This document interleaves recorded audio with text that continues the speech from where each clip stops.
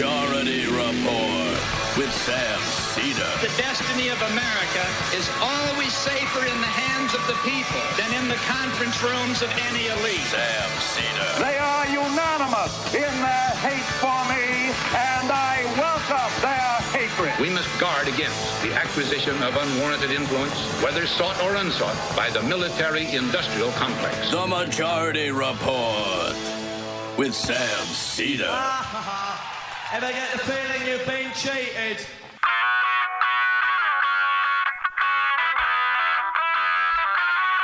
It is Monday, January 6, 2020. My name is Sam Cedar. This is the 5-time award-winning Majority Report. We're broadcasting live steps from the industrially ravaged Gowanus Canal in the heartland of America, downtown Brooklyn, USA. On the program today, Andrew Bacevich, author of The Age of Illusions, How America Squandered Its Cold War Victory. Also on the program today, the Iraqi Prime Minister claims Soleimani was in Iraq for mediation between Saudi Arabia and Iran. Meanwhile, the Iraqi parliament calls for the U.S. exit. And Iran reduces its nuke deal commitments and threatens retaliation. In Europe, our European allies dump Trump as he threatens war crimes on Twitter. The Senate Foreign Relations Committee wants a Suleiman notice declassified and the House to vote on new war powers resolution. Meanwhile, the CBP, Custom and Borders Patrol, now stopping and questioning Iranian Americans at the U.S. border. And when they return tomorrow, Pelosi and the Democrats have made no decision on sending articles of impeachment. All this in the wake of disclosure of their existing 20 undisclosed OMB emails. The Hofeller drives are live. The GOP's gerrymander granddaddy tells secrets from the grave. And Guaido gets Guaidoed as Maduro backs a new parliamentary speaker. Trump's EPA rollback will destroy protections for 81% of streams in the southwest of this country. And U.S. manufacturing falls to its lowest level in a decade. The Fed blames Trump's tariffs. All this and more on today's program, ladies and gentlemen. These Hofeller, I don't want to forget about this. The Hofeller drives. I've mentioned these in the past. Hofeller was that Republican who came up with the, well, among other things, he was the sort of the founding father of the modern version of gerrymandering the Republicans have embarked upon. And he was the one who was pushing for the census to ask the question about citizenship and had run models showing that in Texas it would help Republican Party and white candidates immensely. And we know that because he died and apparently was estranged from his daughter, who was cleaning up his stuff and looked at one of the drives, and all the drives had all this information. And so the Republicans have been trying to keep this information under wraps.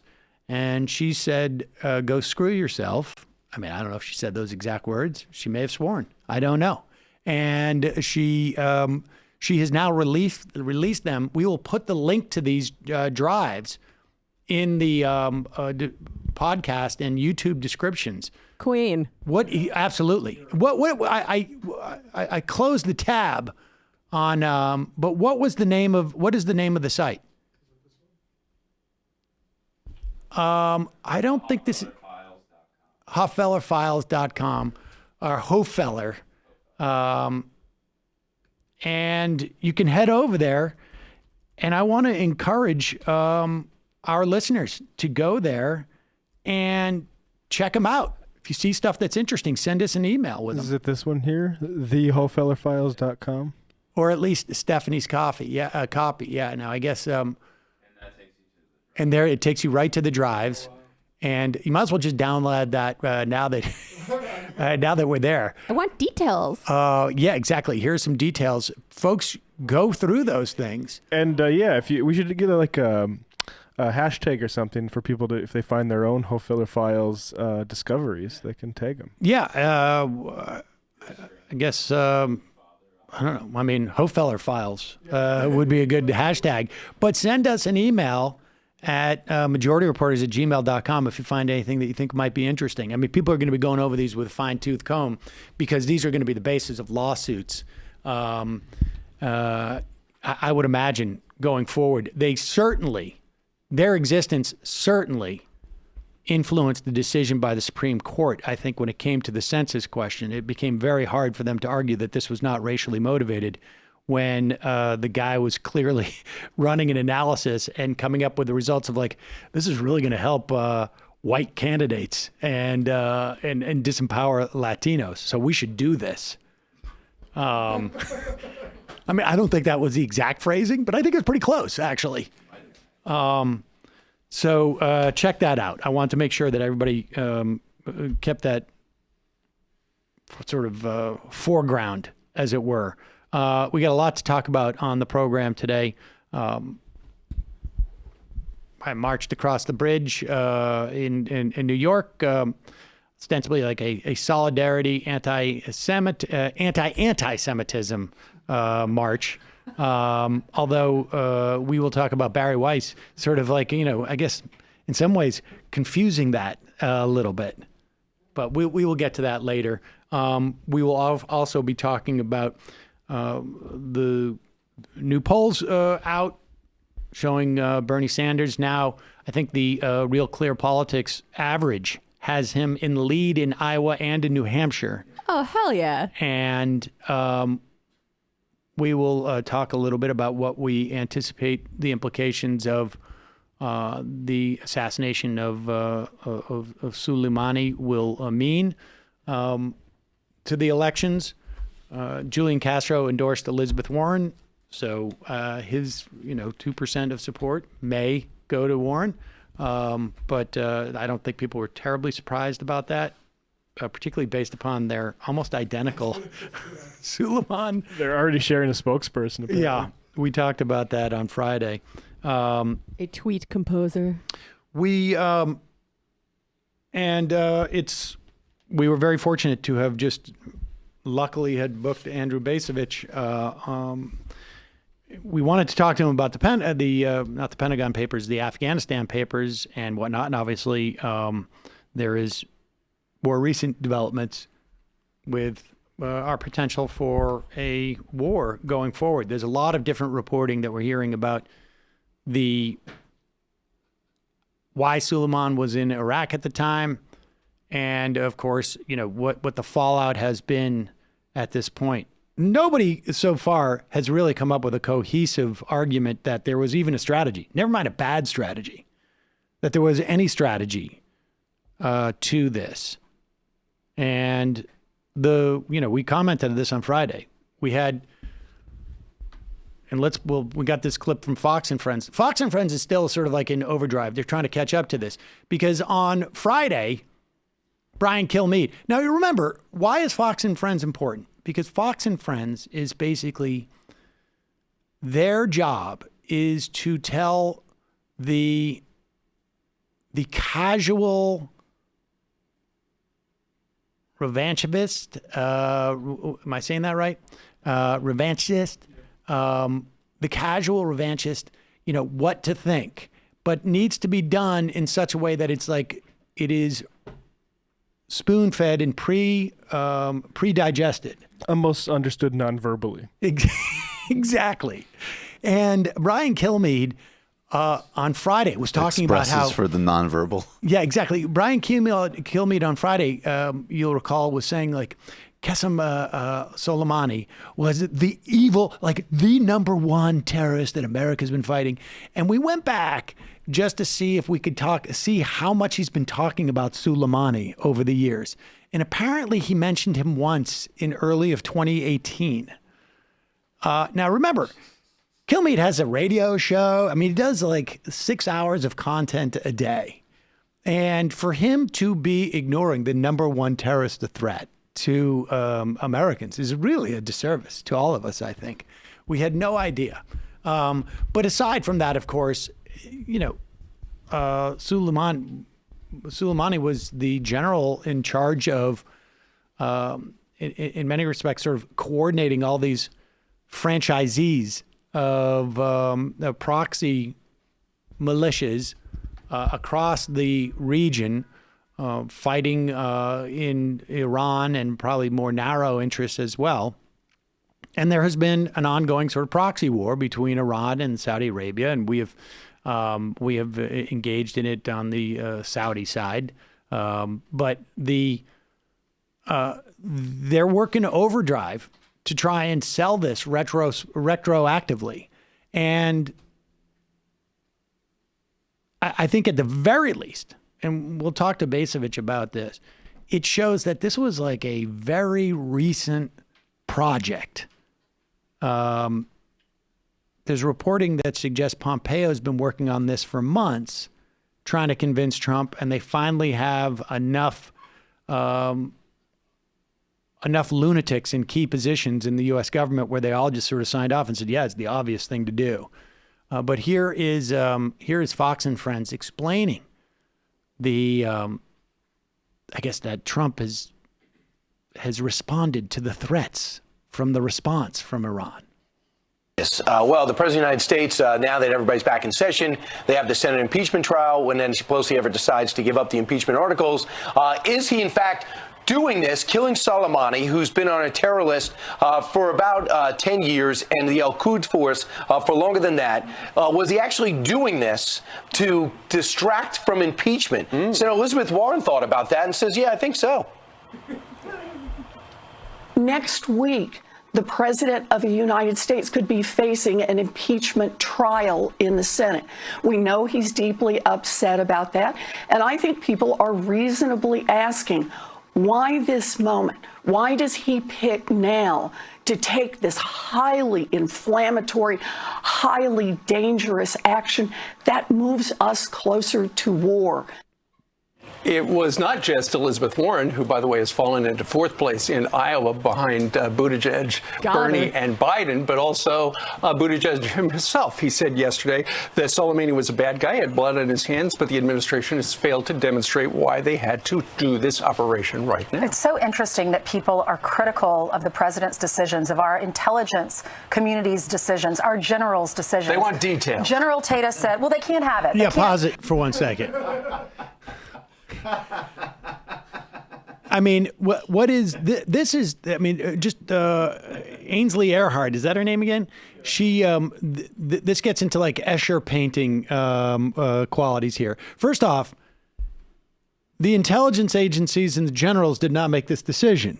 The White House itself said it was Donald Trump's decision. There is reporting supposedly that they gave him this option, and I guess subordinates to the three who showed up and gave him the option, which was Pompeo and Milley and Esper, the Raytheon executive.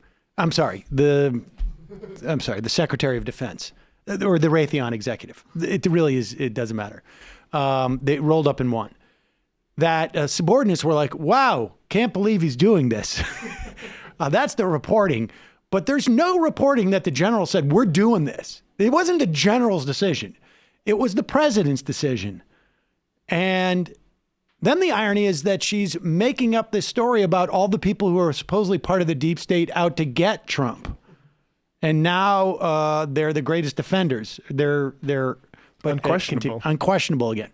right now. It's so interesting that people are critical of the president's decisions, of our intelligence community's decisions, our generals' decisions. They want details. General Tata said, well, they can't have it. They can't, everything can't be made public. We heard Pompeo over the weekend saying everything that we have, the intelligence community has. He said, I ran the CIA at one point. We can't release everything. We can't release all of our intelligence information. We'll release as much as we can, but you just have to trust us, basically. And General Tata said it makes us more safe. He agreed with killing this general, this evil terrorist. He says it goes to show how ridiculous our divide is, that they support Soleimani over the president's decision. It counters everything that I learned as a soldier. Just keep in mind, Wait, pause it 1 second. They support Soleimani over the president's decision? I think that sort of misses what's going on here. But I mean, it also explains to you why you always heard everybody say, like, he had blood on his hands. Because I've got to prove that I don't support Soleimani, a guy who nobody heard of before 3 days ago. I mean, obviously, people who... You want details. You want details. You can't have them. You can't have them. And there's a New York Times reporter, Rumani, I can't remember her name off the top of my head, but she said that in her reporting, she has found that that just about everybody has said the idea that this guy, Soleimani, was even remotely close to sort of on the verge of like plotting or planning or executing an attack on U.S. military interests was reed thin, they said. And for those of you who do not play a wind instrument, the reed needs to be super thin so that when you blow, it makes a sound. Well, think of the height of him being in a proxy war against the United States where he, quote unquote, killed Americans. It's called being in a proxy war. I wish none of us were doing any of these things, but it's like amazing how childish people are about this. Was like after the invasion of Iraq, which, I mean, Cheney and Bush didn't do this, and they did everything. Here it is. It's Rukmini Calamachi. I've had a chance to check with sources, including 2 U.S. officials who had intelligence briefings after the strike on Soleimani. This is after the strike. Here's what I've learned. According to them, I misspoke. She wrote, according to them, the evidence suggesting there was an imminent attack on American targets is razor thin. So not quite as thin as a reed. But it's thinner but stronger. Thinner but stronger. In fact, the evidence pointing to that came as 3 discrete facts: a pattern of travel showing Soleimani was in Syria, Lebanon, and Iraq to meet with Shia proxies known to have an offensive position to the U.S. As one source said, that's just business as usual for Soleimani. More intriguing was B, information indicating Soleimani sought the supreme leader's approval for an operation. He was told to come to Tehran for consultation and further guidance, suggesting the operation was a big deal. But again, that could be anything. And the Iraqi prime minister has now, at least publicly, claimed that the reason why Soleimani was coming from Tehran on a back commercial to Iraq flight on a commercial flight was because he was bringing a response to proposals that had come from Saudi Arabia to de-escalate. So all of that sort of is consistent with itself. Let's continue to listen here to Fox and Friends. We're sort of doing like that, this sort of high-low road with this, I guess. Over the president's decision, it counters everything that I learned as a soldier. Just keep in mind, if you're going to be critical of the president for not hitting Iran after they took out our drone, and not hitting Iran after they rocketed the Saudi oil bases, and not going after Iran after they were trying to mining the Gulf, you can also be critical of the president when he does take action in that area. Our embassy. Yeah, they go, well, how could the president let our embassy get breached and not do anything? Well, he does something, and these same people are going, oh my God, how could the president do something? Sure. And so why didn't Pause it for 1 second. First of all, I don't think it's the same people. I think he's wrong about that. Secondly, it's also not just do anything. It's just not do anything. It's do something that's not going to create a war, is I think what people are saying. And so why didn't the president notify Congress before he hit? Do you think he really trusts the Democrats who are impeaching him right now? Mike Pompeo, who heard the Pause it for criticism 1 second. from... Listen, one of the reasons why you consult a Congress is not because you get along with members of the other party. It's not like, I want to maintain our friendship. We're not talking to each other. Yeah. We're not in the best of terms right now. I don't like them. And so, Constitution off. They're not invited to their round party. Constitution It was the famous Constitution overrider put in by John Jay called "If You're Not Getting Along, You Don't Talk." You don't do it. All right, just continue. Mike Pompeo, who heard the criticism from Democrats who essentially are saying that the president did this thing over there in Iraq to, like the movie, wag the dog. Mike Pompeo, the Secretary of State, says this about that. Watch. Do you think that, as misguided as it may be, that some of our enemies think that this president is more vulnerable because of the impeachment effort? You should ask Mr. Soleimani. Not available for contact. Good one. Snap. That actually doesn't address the question, which of course is, did he do this to distract from impeachment? I suspect we will get a better sense of that answer in the coming days. NBC News has now learned that John Bolton is willing to testify in the Senate impeachment trial if he's subpoenaed. That's going to put a lot of pressure, I think, on Mitch McConnell. As far as I can tell. So we will see going further. But before we get to Bacevich, folks, I don't know if you know this about me, but I have never been the most stylish person. In fact, yes, Michael does.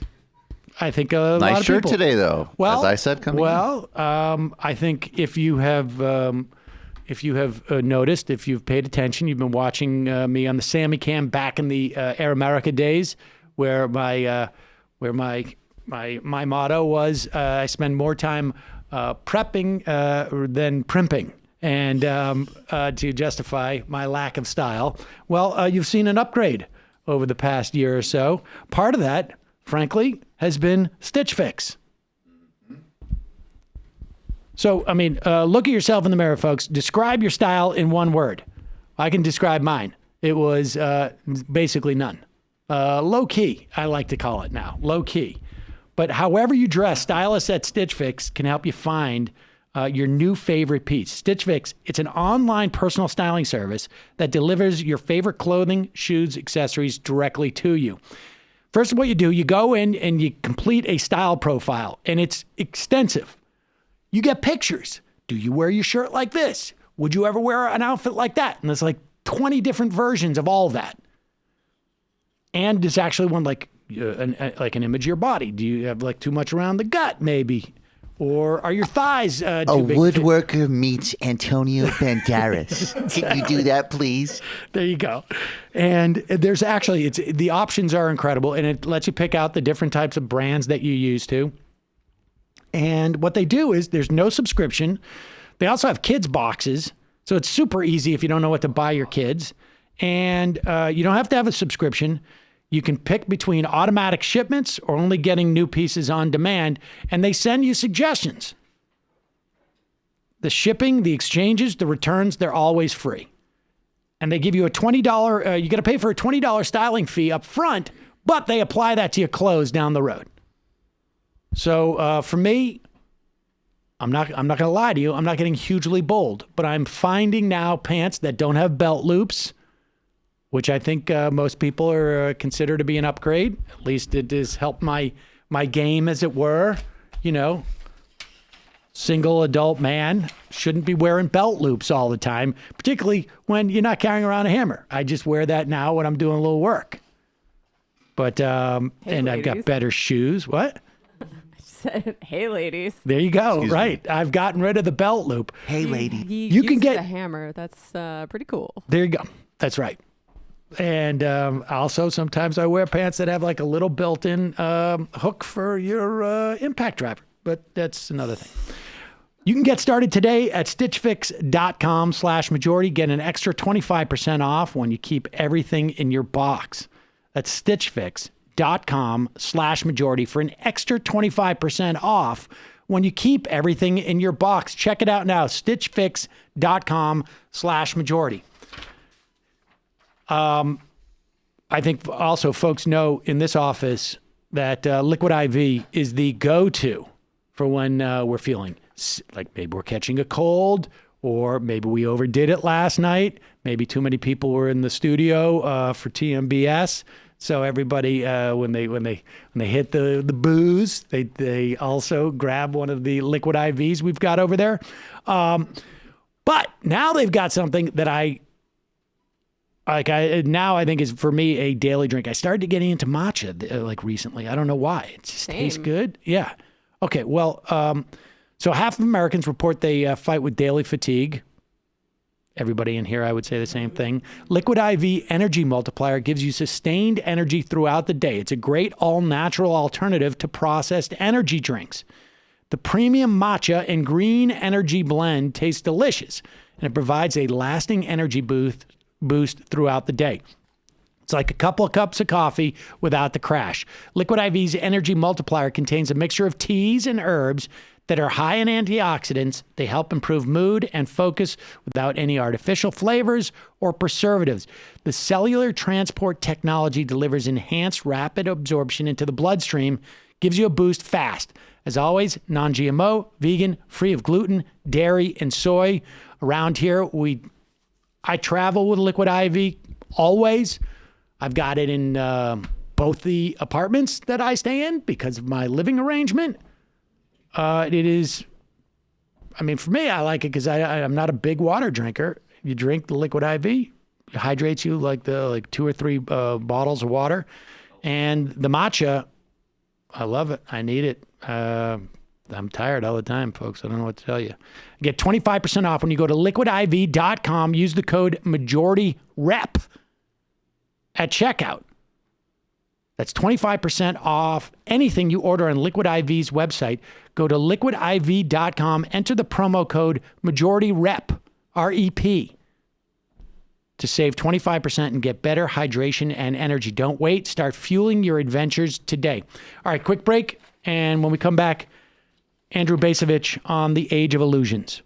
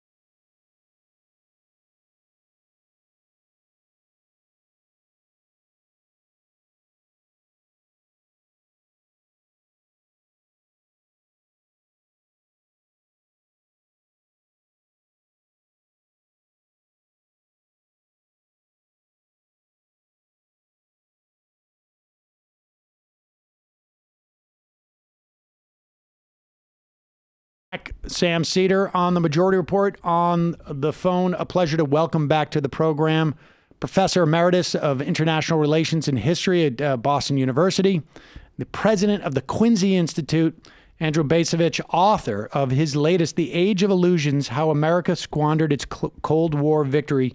Professor, welcome to the program. Thank you very much.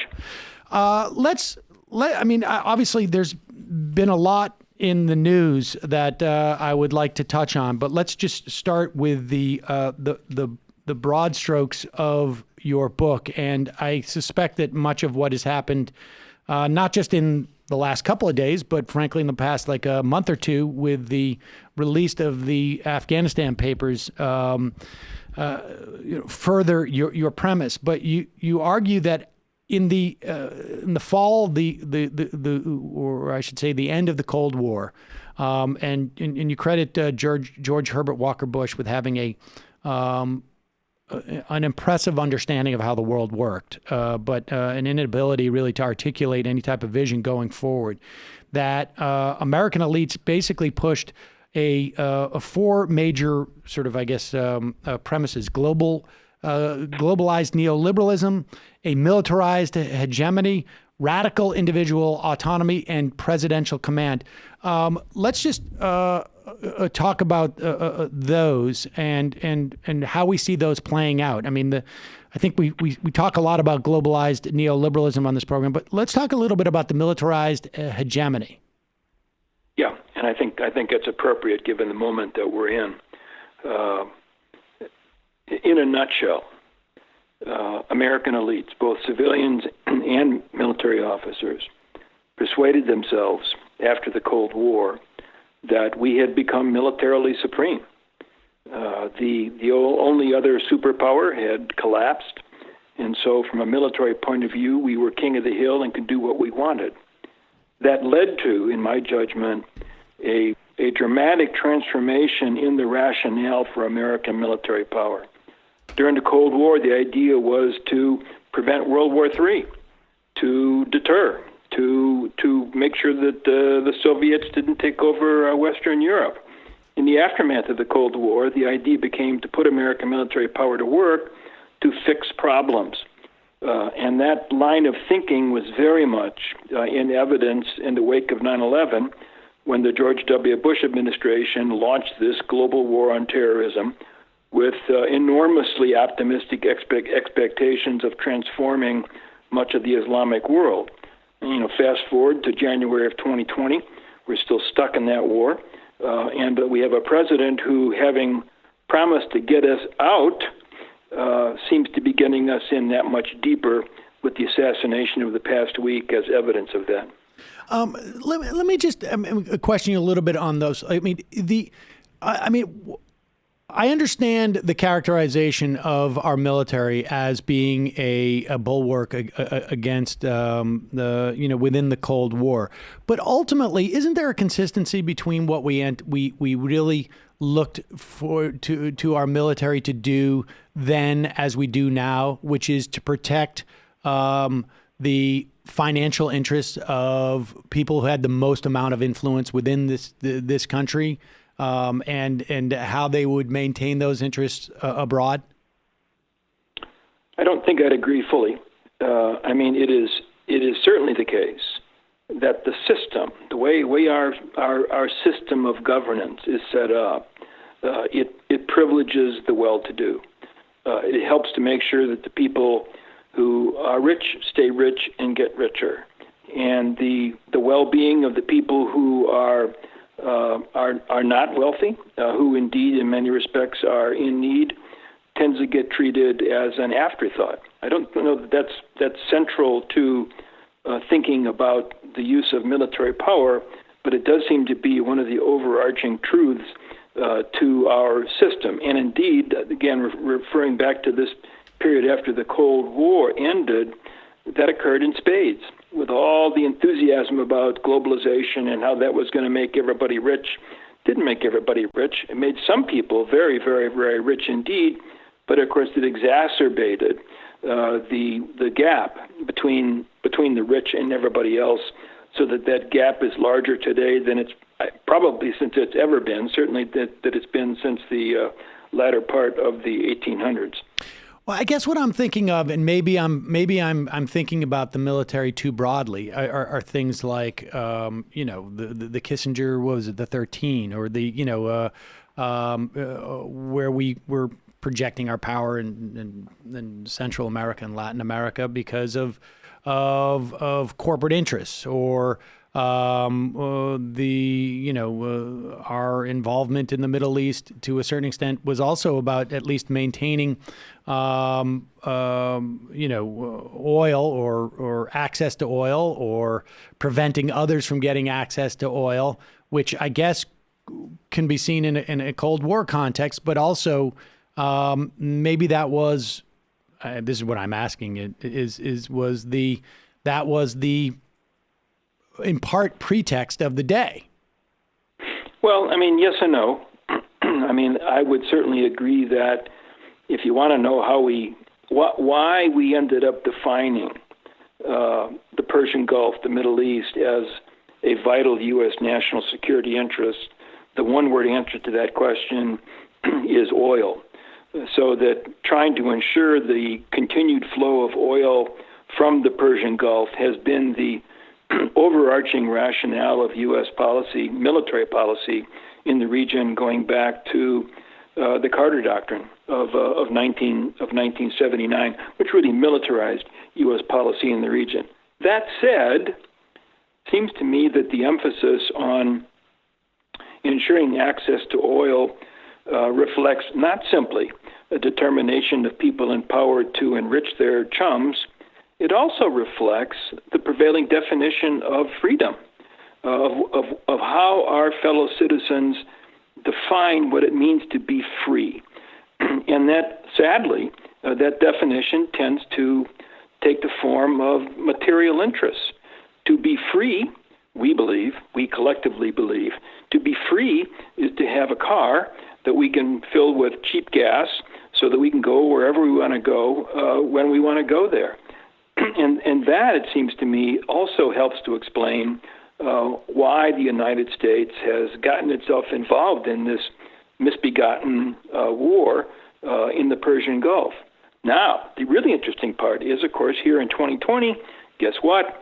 We don't need Persian Gulf oil to maintain the American way of life, but our policy elites haven't quite caught up to that fact. That is to say, they haven't caught up to the fact that in a very concrete sense, the Persian Gulf really doesn't qualify as a vital U.S. national security interest. We need to reevaluate how important that part of the world is to us in substantive terms. And I think if we did so, we'd find that the rationale for maintaining the so-called global war on terrorism would evaporate. I mean, yeah. What of that? Is that simply? I mean, like I was aware that we get, a fraction of our domestic oil, or I should say oil that we use domestically from that region. We get most of it from the United States. Well, we could get most of it from the United States. We get Canada, Mexico. We could be perfectly free from that area. And obviously prices are fixed, globally. But if we really were concerned about it, we could also just nationalize all our own resources and deal with it that way. Is that it? Or is part of it also just a desire to control the spigot on some level so that our, rivals, China, say, don't have unfettered access to it? Well, I think I would have stopped that sentence with the word control. In other words, don't go to the spigot. What I mean by that is there is a mindset within the foreign policy establishment in Washington, dates back to World War II, certainly reinforced by the Cold War and by the end of the Cold War, an attitude that says we are the global leader. We are somehow called upon to determine the future of global events, and that maintaining a presence, frequently military presence, in many parts of the world is the way we exercise that leadership. And I think you can make a case that during the Cold War, despite many errors along the way, like Vietnam, that there was some merit in that notion or that definition of American global leadership. I think that rationale has evaporated since the end of the Cold War. And this notion that we need to control, for example, the notion that we need to control what goes on in the part of the world inhabited by Saudi Arabia and Iraq and Iran, has simply caused us to make catastrophic mistakes, costly to us, costly to the people that we are supposedly liberating, and there is an enormous stubbornness among elites in Washington to acknowledge the extent to which our policies in that part of the world have yielded a disaster.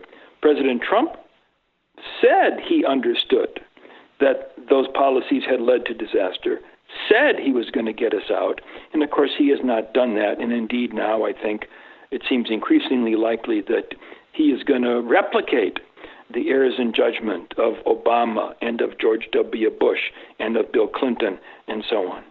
I want to get into that in more, but I just also want to touch on maybe the more general aspect of presidential command. You talk about the 11th commandment. You call it the Decalogue plus one, or D plus one. Explain that to us, and also explain to us whether that comes from the I guess the sort of just there's a quality of like Congress just feeling mentally and emotionally overwhelmed, and they don't want to have to process a lot of the things we just talked about, and so they just defer to the president.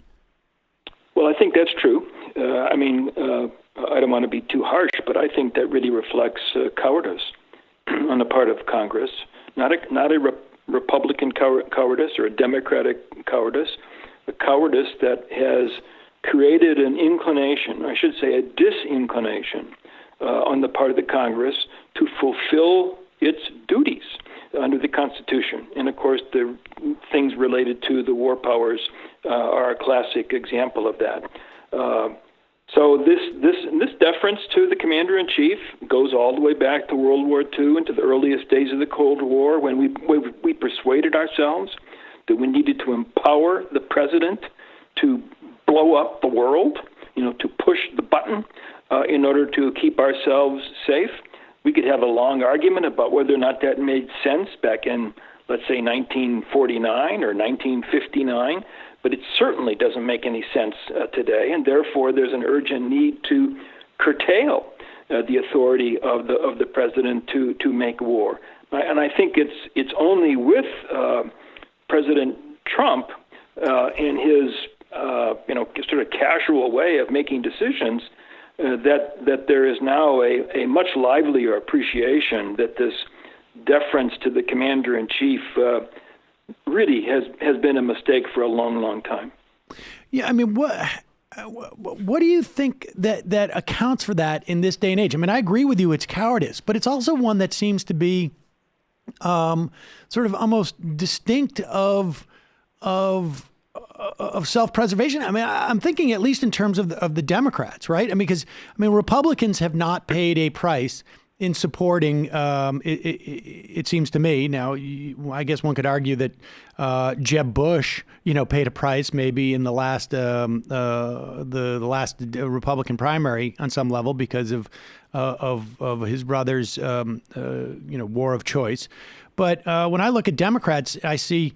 And maybe this is just my, I'm not quite old enough to remember a time where it was different, but, maybe McGovern still sort of like rules in the heads of Democrats. But, I think of John Kerry and his failure to sort of like follow what I think was his natural inclination to vote against the Iraq War. What accounts for that cowardice? Is it just, is it ultimately what accounts for that? Well, if you take responsibility for something, then you're going to be held accountable for what the consequences were. So it's a lot easier to foist the responsibility for making war onto the president, and then if things don't go away, you can go, tut, tut, tut, what a mistake that was. But you don't really own it. I would disagree with you on the fact that prices have been paid. Remember, back in the off-year elections of 2006, the American people did hold George W. Bush responsible and elected a Democratic Congress. And that probably also explains at least one explanation for why Barack Obama won the presidency in 2008. He too, if you remember, was denouncing stupid wars and promising to get out of them. Fair enough. I mean, I sort of think the 2006 thing in retrospect might have been as much about Mark Foley and sort of the corruption amongst the Republicans. But I like to think part of it was at least anti-war. But so where we have now seen there are new war powers resolutions, or acts, I guess, or resolutions based on the act introduced in the Senate by Tim Kaine and in the House by Barbara Lee and Ilhan Omar that sort of mirror one that Sanders and Khanna had introduced some times back. What is the need for these resolutions? I mean, what is it to just sort of like, I don't know, spruce up the marker that theoretically is already there? I don't know, really. I mean, to some degree, it looks like posturing. You wonder if anything's going to really change. It seems to me that if the Congress genuinely believed that the president was exceeding his authority in making war somewhere, that there is a solution readily available, and that's cut off the funding. Right. I mean, the Congress does, the power of the purse is very substantial. But I think the reflex reaction of the Congress is to say, oh, my God, we don't want to be accused of not supporting the troops, and therefore they continue to fund wars even when a majority of members have concluded that the war is a stupid one. And therefore, the authority of the commander-in-chief to do whatever he wants remains intact. And of course, though, we have now a precedent of the president moving funds from, to appropriating funds for the wall in this instance. I mean, if he can, I think it would be constitutionally complicated and controversial. I'm not trying to say that power of the purse equals, we can shut off a war between now and next Thursday. But it does seem to me that ultimately that defines the authority of the Congress. And indeed, the framers of the Constitution believed that our system of three co-equal branches of government, that nonetheless, the first among the equals, in their judgment, was the Congress. That's why Article 1 of the Constitution describes the role of the Congress. It's only Article 2 that gets to talking about what the president can and cannot do. I mean, what do you make of?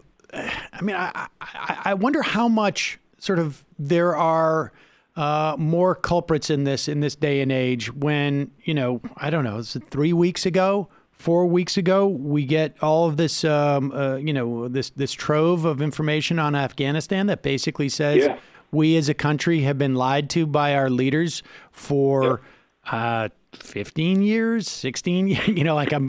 I'm trying to be generous and not say the entire 18. But I mean, nobody's talking about it. I must say, one of the things that I'm most disappointed about, there was a big flurry of interest when the Washington Post broke the story of the Afghanistan papers.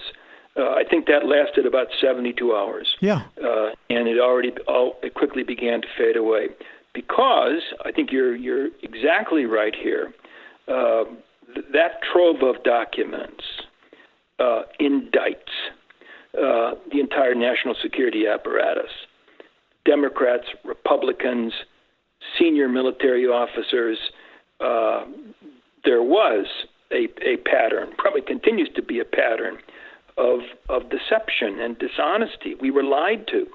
How could that have happened? Well, I mean, again, I think there's a short version of the story and the long version. I think the long version is more important, and that is that going back to World War II and through the Cold War, the American people came to believe that the experts, whether they were people working in the White House or they were generals working in the Pentagon, that the experts had the best interests of the country at heart, and they knew what they were doing, that they were competent.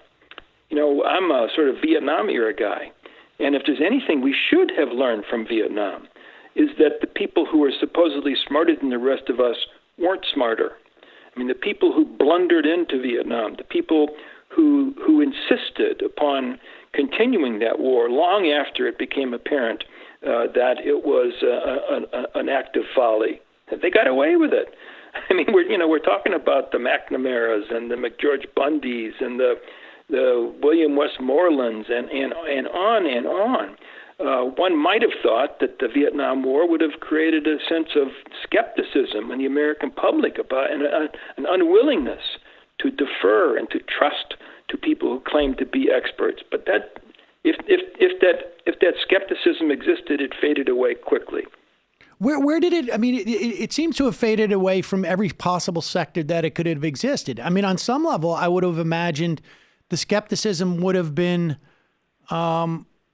most institutionalized within the context of the military on some level. Maybe I don't know. I have no experience within that institution, but at least there's like some type of framework, right? Presumably where there's institutional memory. But I just watched a clip today of Mark Milley, who is as you know, the chairman of the Joint Chiefs of Staff, saying, I don't believe really any of the stuff in those Afghanistan papers because it would involve some type of like broad conspiracy, when to me it would all just have to be that everybody agrees we're just going to be cowardly and do exactly what you had just mentioned earlier, which is not be the thumb that sticks out and tell the truth.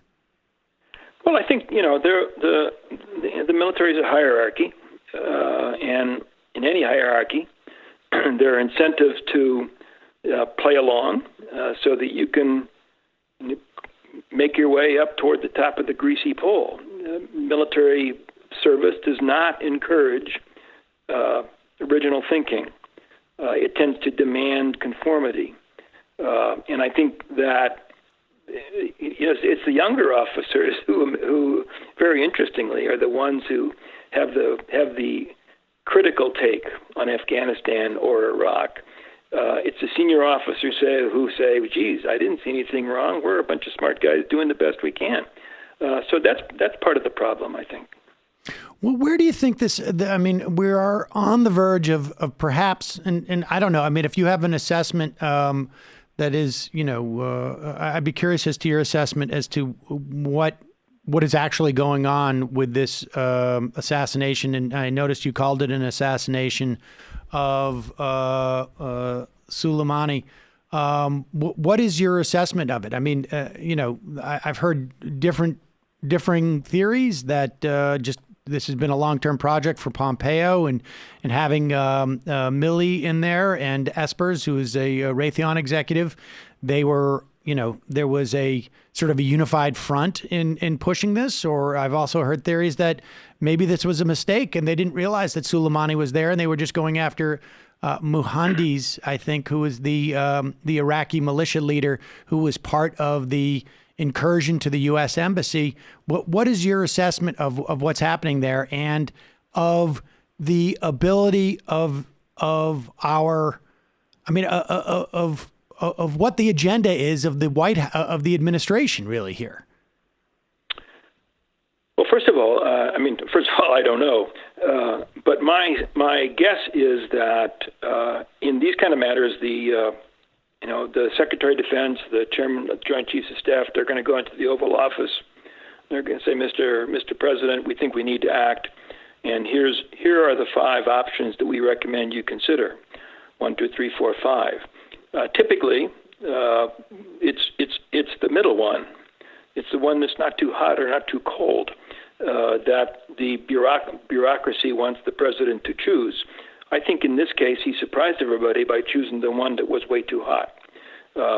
Neither the president nor his advisors had thought through about consequences. What happens next? Where does this leave us? How does this somehow advance the well-being of our country? So they killed this guy, and in doing so, of course, they surrendered the initiative to the Iranian government to decide what's going to happen next. And here we are waiting with bated breath to find out how Iran is going to react. They have reacted to some degree, condemnation, pulling out of what remained of the Iran nuclear deal. There was a broad expectation that there's going to be some kind of a violent act. I don't know if that's going to be the case. My own guess would be that there will be, but it won't be direct. The Iranians are not stupid. They're not going to sort of directly attack the United States or even U.S. forces. They're going to launch an attack that is indirect or oblique, or maybe an attack in which their own role will be somewhat disguised, and therefore it'll be create complications for Bush and his advisors, Trump and his advisors, in trying to figure out how to formulate a response. And they don't need to do it tomorrow. I mean, the initiative is theirs. They can wait patiently. They can calculate, which President Bush does not do, and come up with the answer that they think makes sense. Doesn't mean it's going to be a good answer, a sensible answer, but we're sort of in the wait and see mode now, I think. What do you make of Mike Pence coming out and saying that Suleiman helped 10 of the men who would carry out the 9/11 attacks? I mean, I think there's no evidence to support that. Just like there's no evidence to support his claim with the Iraqi parliament having said they want U.S. forces out of the country. Pence goes on TV and says, "I know that the Iraqi people want us to stay." I mean, the arrogance is breathtaking. Well, it seems to me that it's worse than there's no evidence of that. We have a 9/11 report. To the extent that we have evidence, we have all the evidence points in the other direction. I mean, it'd be one thing, to say, like, I think the Iraqi people want X, Y, or Z, and we haven't taken a poll. But if we had a dozen polls that said the Iraqi people want A, and I say they want B, I don't know. It seems to me he's lying. He's just lying. I think I think that's an accurate characterization. Yeah. Let me just ask you one final question here. They go in and they present Donald Trump with the, here's the 5 options. Is there nobody in this process who is like, and here's the, 2 paragraphs we've written on the implications of these choices or what we would do afterwards? Like, is it just, here's the way that we can react? Is there nobody who's presenting him with like, and incidentally, this is the logical sort of next steps that happen if we act that way? Yeah, normally there would be. Doesn't mean that the analysis would necessarily be sound, but there would be analysis. As best we can tell as outsiders, outside observers. Right. It doesn't appear that that's the way this president operates. In other words, he's not interested in some subordinate's ideas of how a particular action could play out. He's a gut level kind of guy. He operates on instinct and on impulse, and that's his MO. And I think it's exceedingly dangerous. But I don't know that anybody has found a way to curtail that inclination on his part. Lastly, this has been something, I mean, you've obviously been thinking about these questions for a long time, and been talking about it and writing about them. Is there one element of society that's going to have to sort of lead this charge? Is there one that's uniquely situated? Like, how do we get out of this seemingly never-ending, progression through this sort of never-ending war? Well, it's got to be the American people. And that's not going to be the Washington establishment. It's not going to be the military. It's going to say, hey, wait a second. We now realize we've been going in the wrong direction and we want to change course radically. And in many respects, I believe, in my book, I argue that the 2016 election was, in fact, a repudiation of those stupid ideas that shaped U.S. policy during the post-Cold War era. Remember, particularly on the matter of war, that candidate Trump said, yes, our never-ending wars are stupid. Elect me. I will end them. And I think that was a major factor in why he got elected in the first place. Sadly, he has not been able to follow through on what he promised, and I think he hasn't in large part because he doesn't know how. I mean, he's not capable of sophisticated analysis, careful follow-through. And so we get decisions like this one to assassinate the Iranian general, and then we all sit around trying to figure out what the consequences are. Is there a candidate today that you see that may be running that represents a similar opportunity, but maybe one that's not as devoid of any capacity to execute? I don't think I'm in a position to evaluate all the Democratic challengers. I mean, I'm just sort of amazed that there's so many of them that are still in the race that the Democrats haven't been able to reduce the field down to, 2 or 3.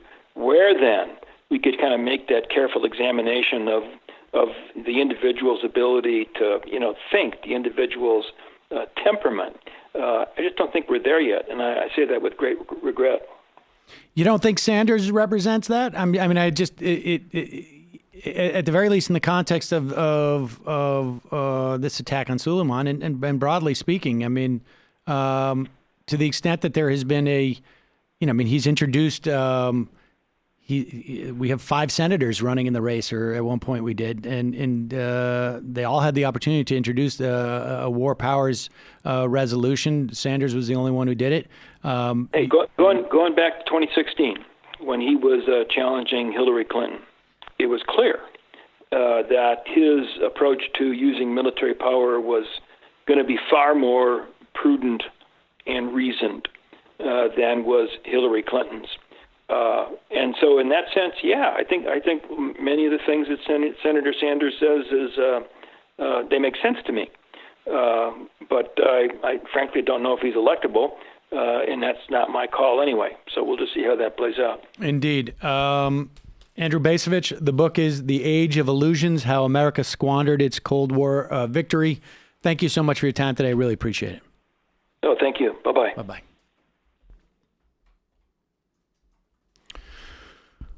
There you have it. We are, and I think we had talked about this on Friday. We're just basically waiting to see what Iran decides to do, and then we get a better notion of just how, what the intentions of the Trump administration are, and. I don't even know if there is a unified. I don't even know if you can say that any more than you could say what are the intentions of a monkey. Honestly, there could be certain reactions in the moment, but to say that there's a cohesive plan here seems unlikely. And we're gonna hear from some of the Iranian leadership in a moment. We have some video. We'll play that in the fun half. That's what you want to do. It's fun, actually. It's super fun stuff. But, the thing is... the sort of responsible, reasoned leadership that a lot of people have been looking for. Well, in many respects, I mean, it sounds facetious, but it's not. And they are... And if their actions are consistent with their rhetoric, they understand what they're dealing with and who they're dealing with. And they know specifically they're dealing with the president, that there is no, this is not 2002. There has not been the country is not in a state of shock following a major terrorist attack. There has not been a 18-month program of demonizing Iran and justifying an attack on them. And so they know that their competition is really just about a half a dozen people in the White House. And it's quite possible they understand that, if we hold off a couple of months, this ain't going to help Trump in terms of impeachment. I mean, they must be aware. There's no reason why they can't. If they had their own little majority report, they'd be right now going he's probably doing this just to, get impeachment off his back. And Pompeo's pushing it because he's a lunatic. And Esper's is, got his stock options haven't vested yet. And Raytheon, I mean, whatever it is. I didn't keep track of it, but I missed there was a Twitter thread where a guy said, I'm on an Acela to D.C. And there are literally guys in the cafe car doing their pitches for defense contracts. Right. People should not forget the very, crude version of all the stuff that goes on with this. But I mean, if I'm in Iran and I'm thinking we're going to hit them, but let's wait a month or 2 months, see if Nancy Pelosi doesn't bring those, holds off on those articles of impeachment. Because, I mean, really, in many respects, if you wanted to do damage to Trump and you knew that was basically what you were doing, that's what you would do. And to be clear, hit them. I mean, we'll see. But in this case, I would honestly 100%. I believe the supreme leader, which is like a funny translation, but they are not. When they say hit us, they're not talking about this Bill De Blasio nonsense about New York is on high alert. You're talking about Straits of Hormuz, Pakistan. We'll get to it, but that's just important to clarify. to clarify that. And just really quick, going back to 2002, there was an open doorway with Iran. They helped us in the initial stages because they loathed the Taliban. And a lot of people today who make a living on freaking out about Donald Trump's Twitter thread are precisely the people that smacked them in the face with the axis of evil speech when we could have had a full reproach mot with them. There's an easier way of saying that, David Frump. David Frump. Well, there are other people besides David Frump, but he right. did happen to literally write that speech. Right. And General Soleimani was also involved in the coordination in Afghanistan. And also been fighting ISIS, which apparently was, up until a couple of days ago, a very big priority for us. Well, there's one of the reasons he has some popularity in Iraq. So considering what we know about Iran's relationship to Trump, impeachment, etc., do you think that it's possible that, say, a truly anti-imperialist candidate gets elected president and could reverse this, or will it be too late? I think Weigel himself said I was very anti-war, so this could help Bernie there. I think it helps. Well, that's the thing. Helps Bernie. I think it helps Biden and Bernie, because anybody who is interested in sort of like the traditional take on war, I think looks at Buttigieg. Maybe they're with Warren, or maybe they're with Buttigieg or whoever it is, and they say, "Well, I'm going to go with the real deal," and that is Joe Biden. They know me. He's gonna punch Iran in the face. But I imagine there are some people who support even Biden and Buttigieg and Warren, who are like, wait, this is a total mess up. And there's such a clear choice, it seems to me, between, in terms of like perspective on this. And if you want one, then I think you go to Biden. If you want the other, you go to Bernie. So I think they're both going to benefit from this. I think you're right. And everybody else is. Now, I don't know that they're going to benefit equally. I don't know. My question was, would they be able to reverse it, though, if the war machine has already been started? Like, would they be able to get us out of a conflict with Iran? I don't know. I mean, we don't. Yeah, it's such a it's such a long period of time. It's such a long period of time. But like, if they went in, all things being equal, as of the situation as it is now, yes, they could, because there's not really that many things that they would need to do to cool that situation. And I'm not convinced that this isn't the type of situation that there's plenty of really crazy people that want this, but there's some people in that same establishment, for lack of a better word, that understand that this is incredibly stupid. Oh, and we should just add, because this came up, Jamie, you brought this up the other day on Friday, that Bernie Sanders has received more money from military personnel, the actual soldiers or airmen or Marines or sea people, I guess you should call them now, air people. And I was wondering if it was just within the context of the Democratic primary, and apparently it's not. No. Apparently it was Bernie Sanders comes in more than doubles. His nearest rival is Pete Buttigieg, and then Donald Trump, who of course did go to a military boarding school. So that would explain that. And is a unofficial CIA operation. All right, quick. Yeah, that doesn't count as CIA totals. Yeah, does that? What about CIA contributions? Deep Buttigieg state, and deep Trump. state. Yeah, Deep state contributions. Folks, just a reminder, it is your support that makes this show possible. We cannot do it without you.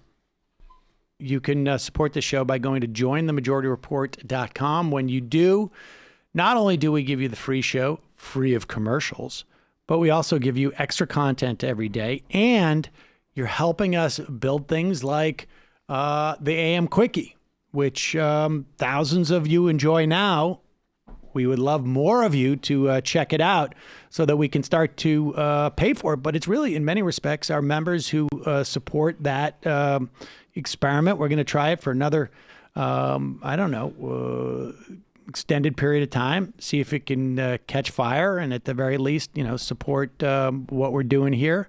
But you as a member make that possible. Also, if you're watching on YouTube, subscribe. That apparently is a good thing to do. You can also go to justcoffee.coop. Fair trade coffee, tea, or chocolate. Use the coupon code Majority. You get 10% off.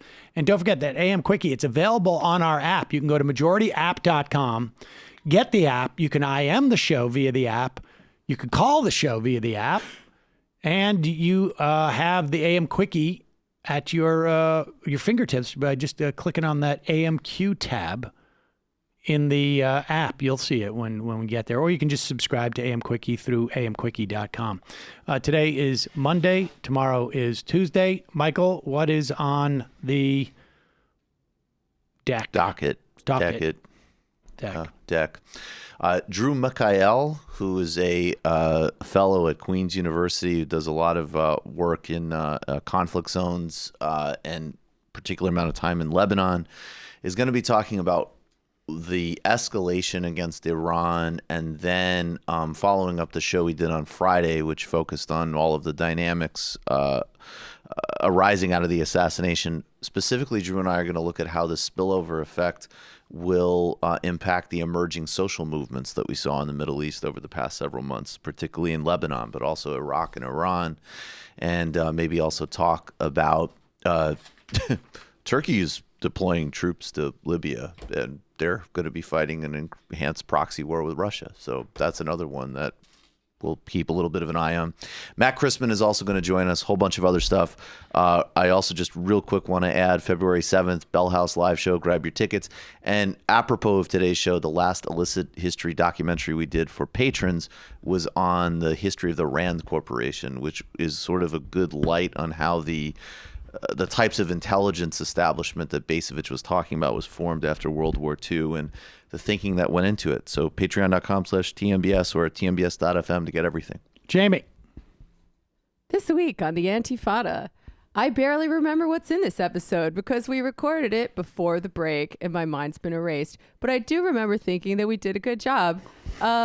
We did an episode called I Love the 2010s where we recapped an entire decade for a massive 3-parter with a very funny Jake Flores and Simone Norman as guests helping us out.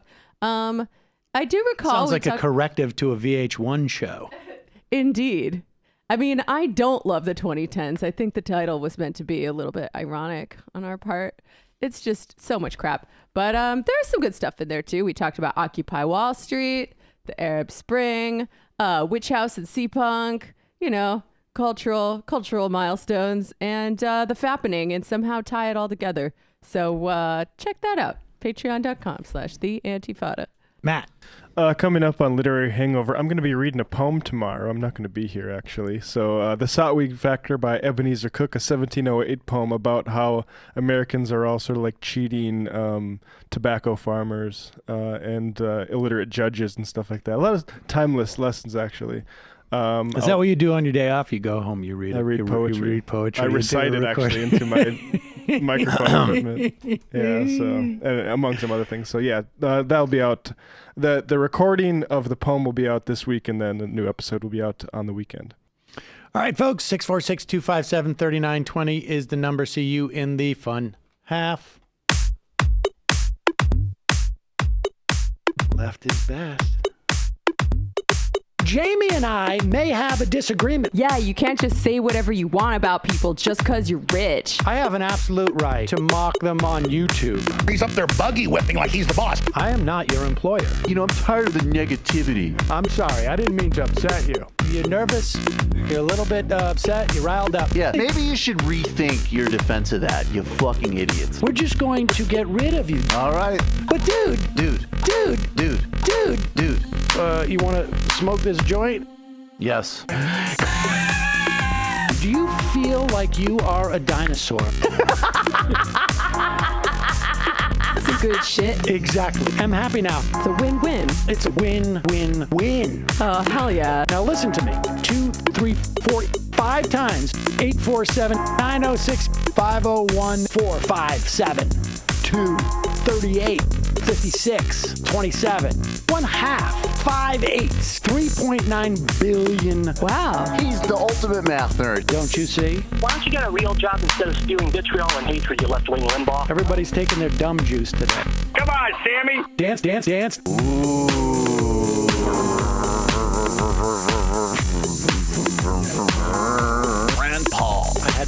first post-coital scene with a woman. I'm hoping to add more moves to my repertoire. All I have is the dip and the swirl. Fine, we can double dip. Yes, this is a perfect moment. No.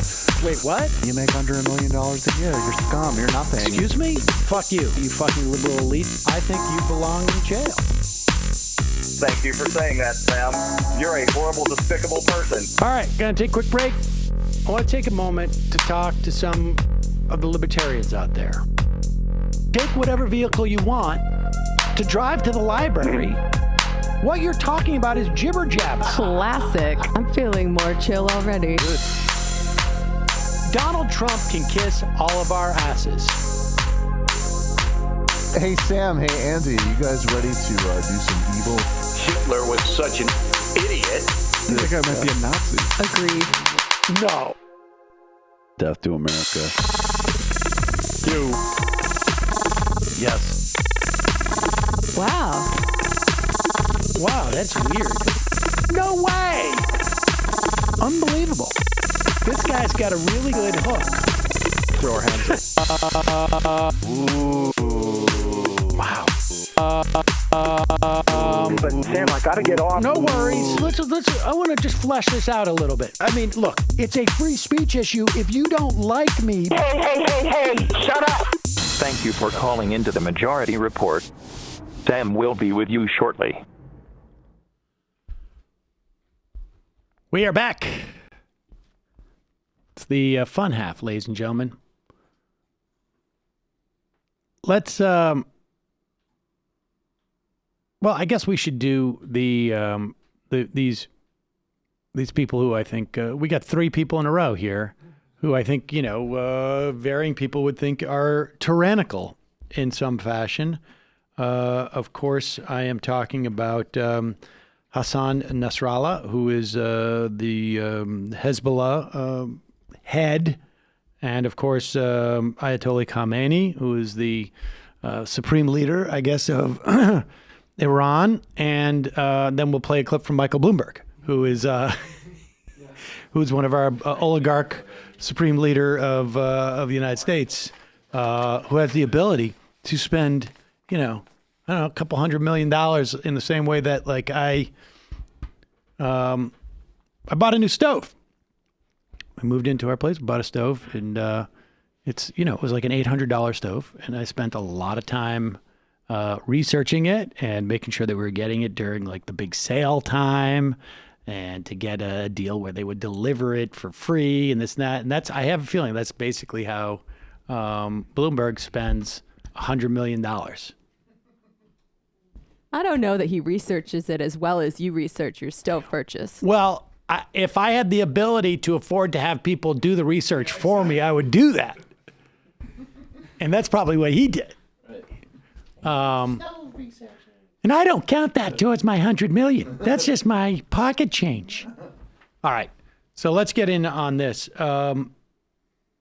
Let's start with Hassan Nasrallah, who is the leader of Hezbollah in Lebanon. They are in part a proxy, almost franchisee of Iran. Soleimani would have been, the guy who would have probably coordinated some of their military activities in Hezbollah. And here he is. They seem to have basically come to some understanding, Iran and Hezbollah, and I imagine.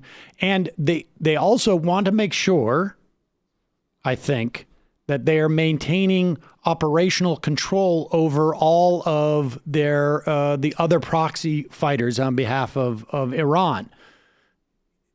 The United States has an advantage insofar as the only person that we have that's rogue is the president. And you don't have to worry about, theoretically, of other, pro-American forces freelancing.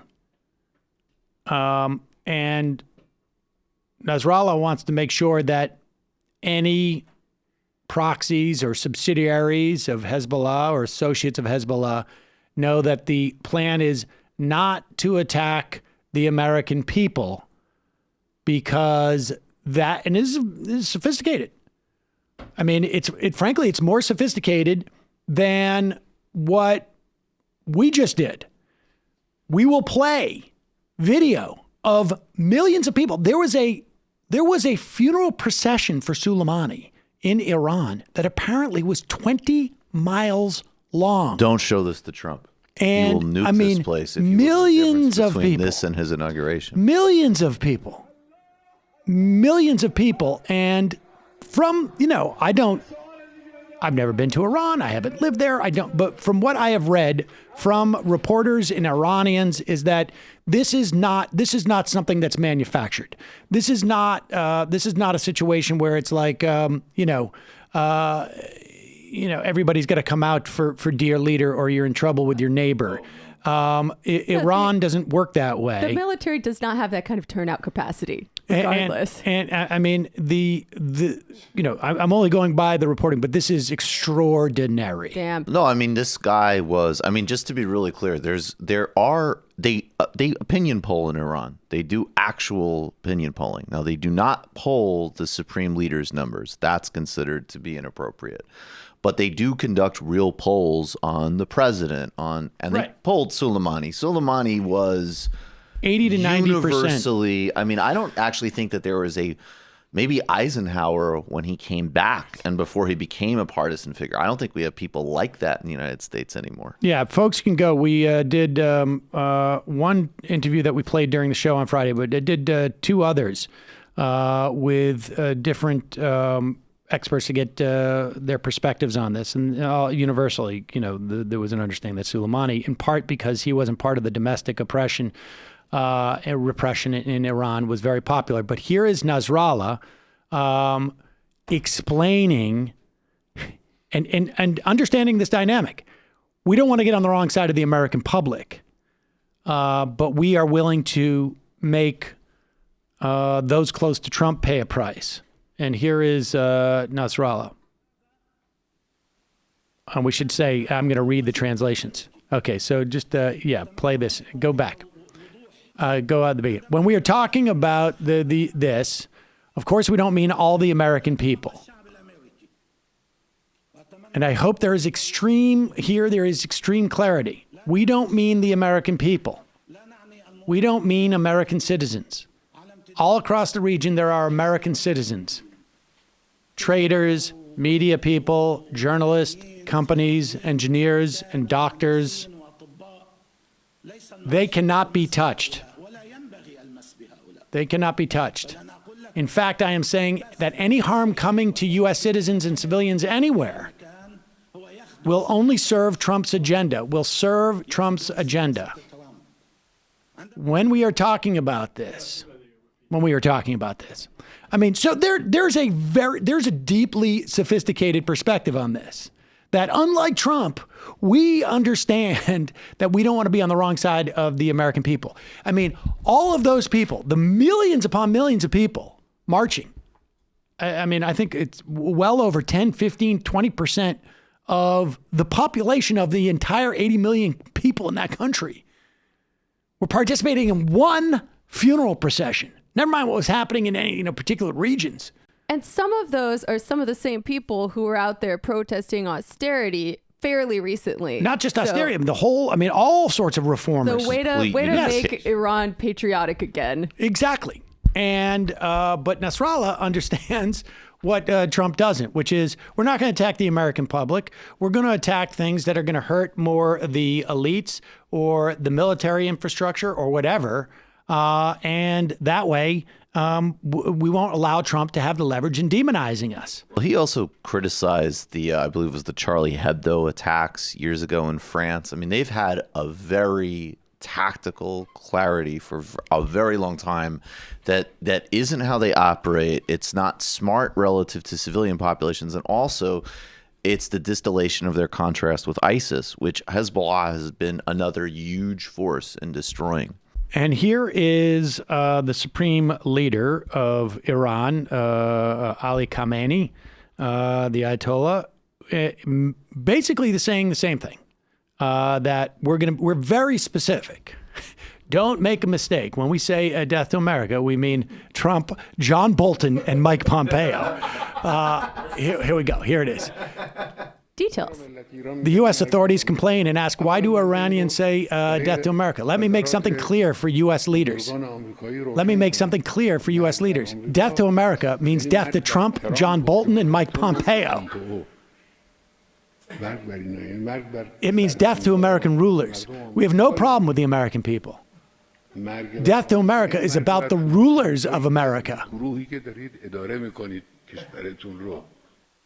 And it's all about the group of people who are currently in charge.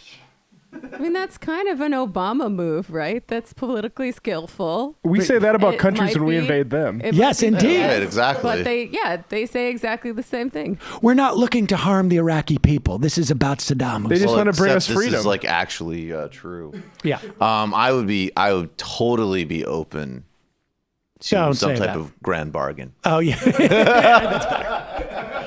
That's better. You know, if they want to take out listen, the cultural site that is the White House, we promise we won't retaliate. No. No. I said grand Americans' bargain. house. Okay. The grand bargain is, and I think like, it would not be surprising to me if, a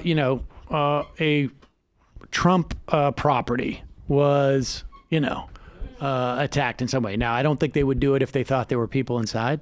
But there's a lot of these things where the Trump people, sort of lie about how much has been sold off and in certain areas and what the occupancy rates are. So who knows? But what those two clips show is that you have the Iranians and granted, they are as devastating as a war would be to us and depleting, it would be obviously more so to them. But, we saw how that worked out in Iraq and Afghanistan. We've just, totally different level of devastation. On both sides. On both sides. Yes. Absolutely. Yes. And so they are being tactical about this. They are trying to prevent Donald Trump from making political hay out of this. And in some respects, they're being smarter about it than even Donald Trump's opposition in this country. Where you have people doing the Soleimani was, had blood on his hands, but thing is basically saying, well, the premise of the killing was correct. We just didn't, know exactly like the real implications of it. We also just touch on,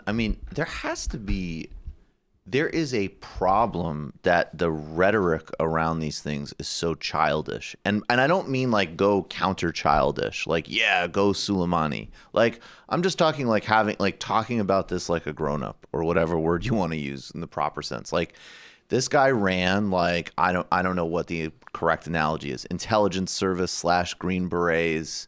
And he did paramilitary operations across the Middle East, sometimes in conjunction informally with us, sometimes very much at odds with us.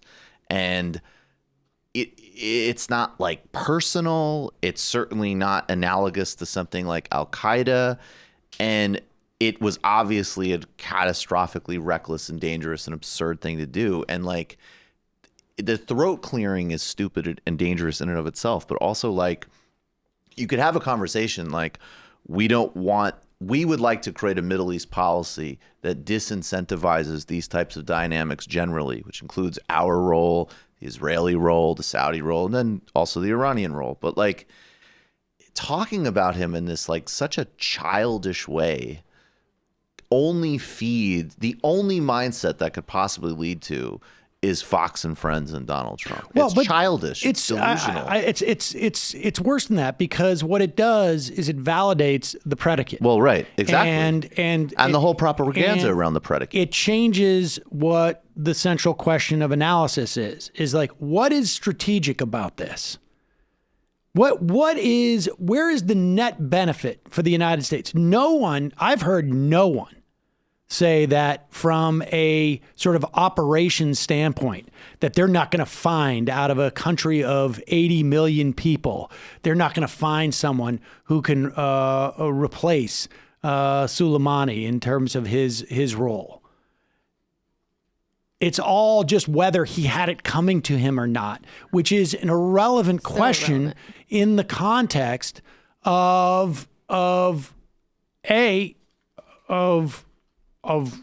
his position within the government of Iran, right? Like, he is not a non-state actor like bin Laden was. We have mechanisms in which to retaliate against Iran.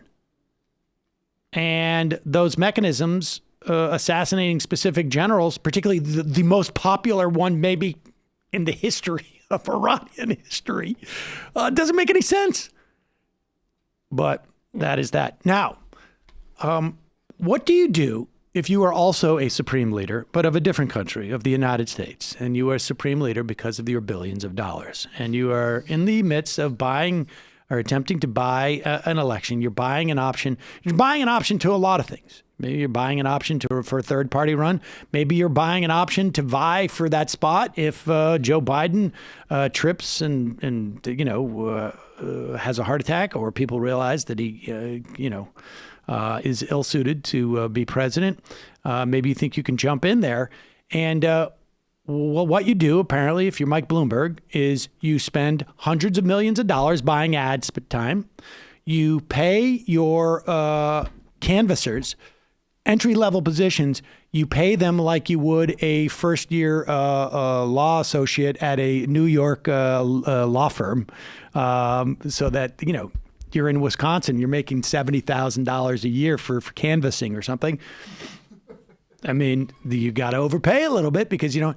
And the other thing you do is you don't read into any of the major issues, apparently, that are facing America, like what's going on in Iran, because then you'd have to find out, like, the names of the people that we just assassinated.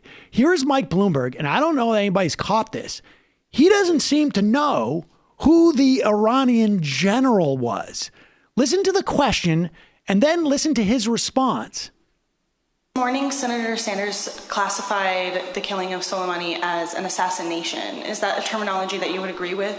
I don't know in the context that he said it, who he was talking about, but I think it's probably inappropriate. If he was talking about killing the general, was that what he was talking about? This is a guy who had an awful lot of American. The general is Soleimani. I mean, it's clear that Bloomberg knew there were multiple people killed in that attack, and that one of them was also a potential, like a specific target.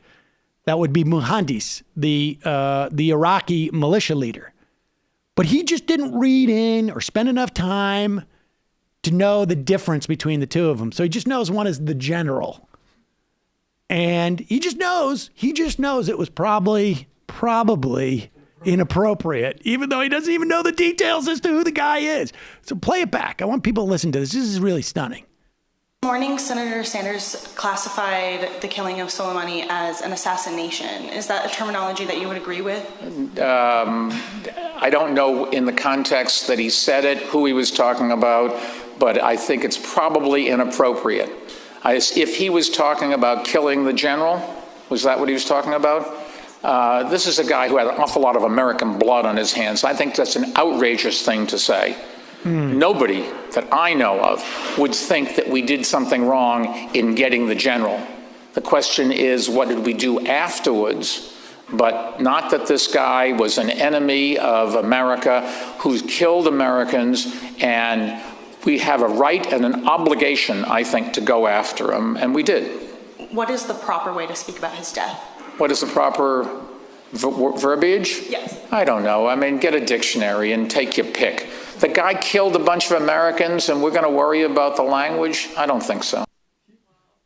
Well, he literally was just worried about the language. He's the one who's worried about the language. I'll pick the word out of the dictionary, assassination. How about that? Exactly.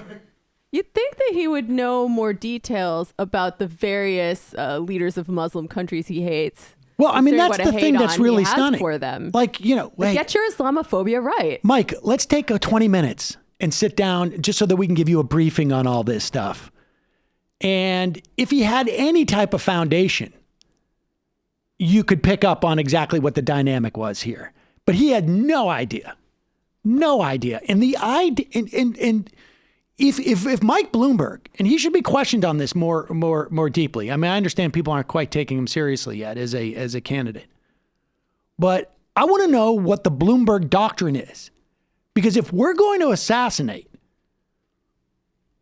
any leader or governmental executive who has American blood on their hands, like, can we take out the executives of Boeing?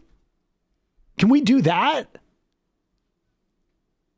Like, what's the deal? Like honestly, like, I want to know what the parameters are. I mean, I'm being a little bit sarcastic here, but not too much. The parameters are different for the U.S. than for other countries, remember? Well, I mean, there are, we have plenty of situations where, can we do this with the Saudis? We can do whatever we want, and any retaliation is illegitimate.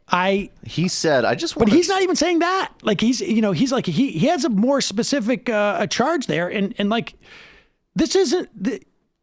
He wants to be president of the United States. He should have a somewhat roughly formed doctrine. If the doctrine is just like, we can do it at any time, and it makes sense to do it at any time. That we don't even have to contemplate consequences. I mean, this is, I think, to be clear, Archduke Ferdinand had it coming. Is the theory? It's war on terrorism logic, which never was overturned, right? I mean, this is an escalation of it, but the idea. I mean, look, President Obama assassinated an American citizen, and his kid died. George W. Bush certainly held the right to, not only assassinate people, but actually bag them and take them and fly them to middle countries to be tortured, or own places. But I just want to read really briefly, because people should remember this about Bloomberg too. In the May 2014, this is Jim Dwyer in the New York Times, 2007. May 2014, after the invasion, Mr. Bloomberg served as a host for Laura Bush, who'd come to New York in an effort to rally support for the war effort, that is Iraq. Mrs. Bush visited memorials for September 11 victims. Standing next to Mrs. Bush with the Statue of Liberty in the background, Mr. Bloomberg suggested that New Yorkers could find justification for the war at the World Trade Center site, even though no Iraqis had a hand in September 11th attacks. Don't forget that the war was started not very many blocks from here, he said that day in 2004. So that's his record. Jesus Christ. Yep. Well, Mike Bloomberg, folks. Let's listen to, we mentioned this about Mark Milley, the chairman of the Joint Chief of Staff, in our interview with Andrew Bacevich about the Afghanistan Papers. This is essentially the Afghan Papers basically outline how there was an effort that at least sounded concerted to lie over the course of two administrations to the American public, both by civilian and military leadership, as to the Afghan war, where essentially just about everybody involved, including, I can't remember his name right now, one of the premier point men of Afghanistan under Obama, was like, we can't, like, from Rumsfeld through Obama, there was some large understanding at the top of the military command chain of command that we don't even know who the enemy is. Like, we're not even sure who we're fighting here. And it's not a question of like, it's dark, we can't see who's there. It's a question of like, we don't know who we want to win. In other words, we can't even exercise a strategy because we don't have a goal. And that's stunning. That's just stunning. And apparently, basically what happened was Iraq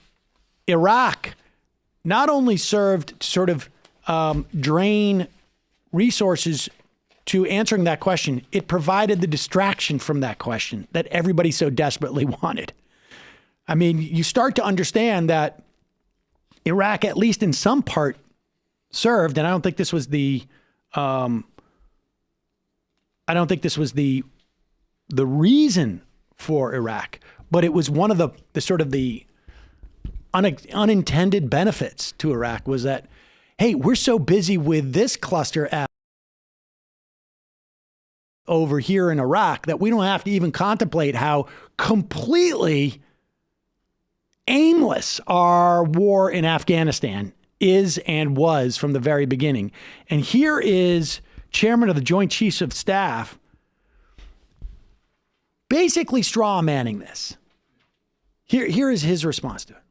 General Milley, the Washington Post published what is being referred to as the Afghan Papers, which suggested that public statements being made about the Afghan war were different from what was new in this building that you were losing in Afghanistan. Was that your experience, and is it fair to compare the Afghan papers that have been published to the Pentagon Papers?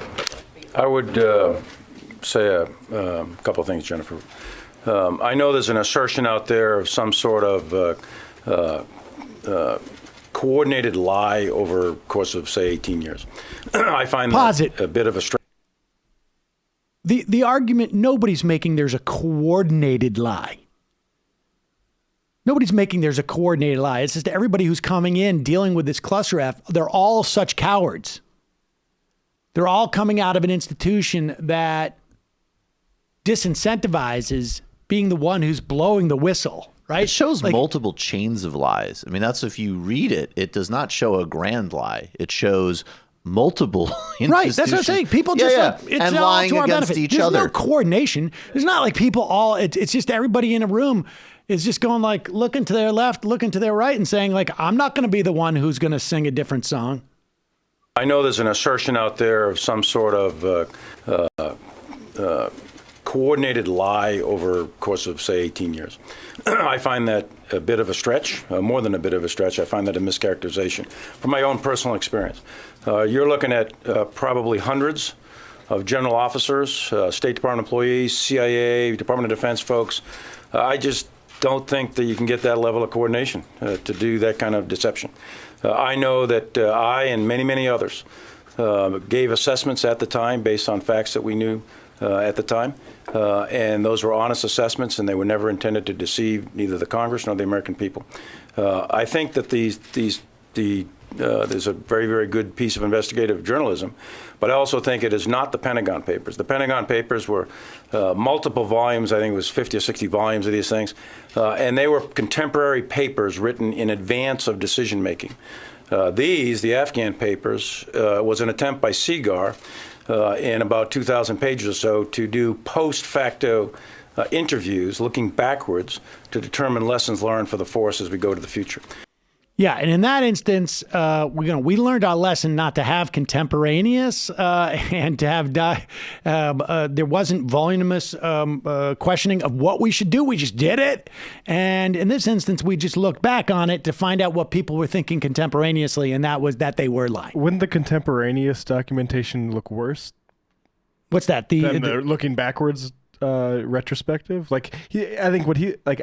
How I read that is if you could have access to the current documentation, it might look worse than the retroactive one. Well, if this guy's so sure of it, he should release any of the contemporaneous documentation, because that will clearly refute that we thought that we knew exactly what we were doing. Total waste. And what's stunning is just like, as we said with Bacevich, like this thing had. They're going to be talking about Ricky Gervais at the Grammys or Golden Globes or whatever it is that he hosted. People are going to be talking about that for a lot longer than they were talking about the Afghan Papers.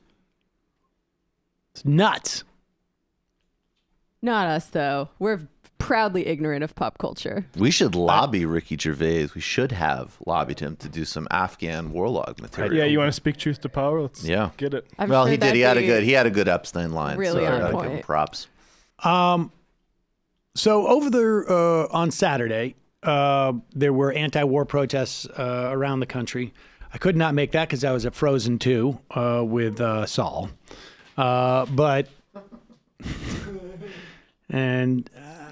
He says better than Frozen 1 because he liked some of the spirits. I'm not sure. I think it was a little bit convoluted. Frozen 1 was, I thought, a little bit stronger, but that's okay. I take back what I said about our pop culture ignorance. Yeah, there you go. I like the music in Frozen 1 a little bit better. I thought the music was a little bit more memorable. Nevertheless, on Sunday, I did make it to a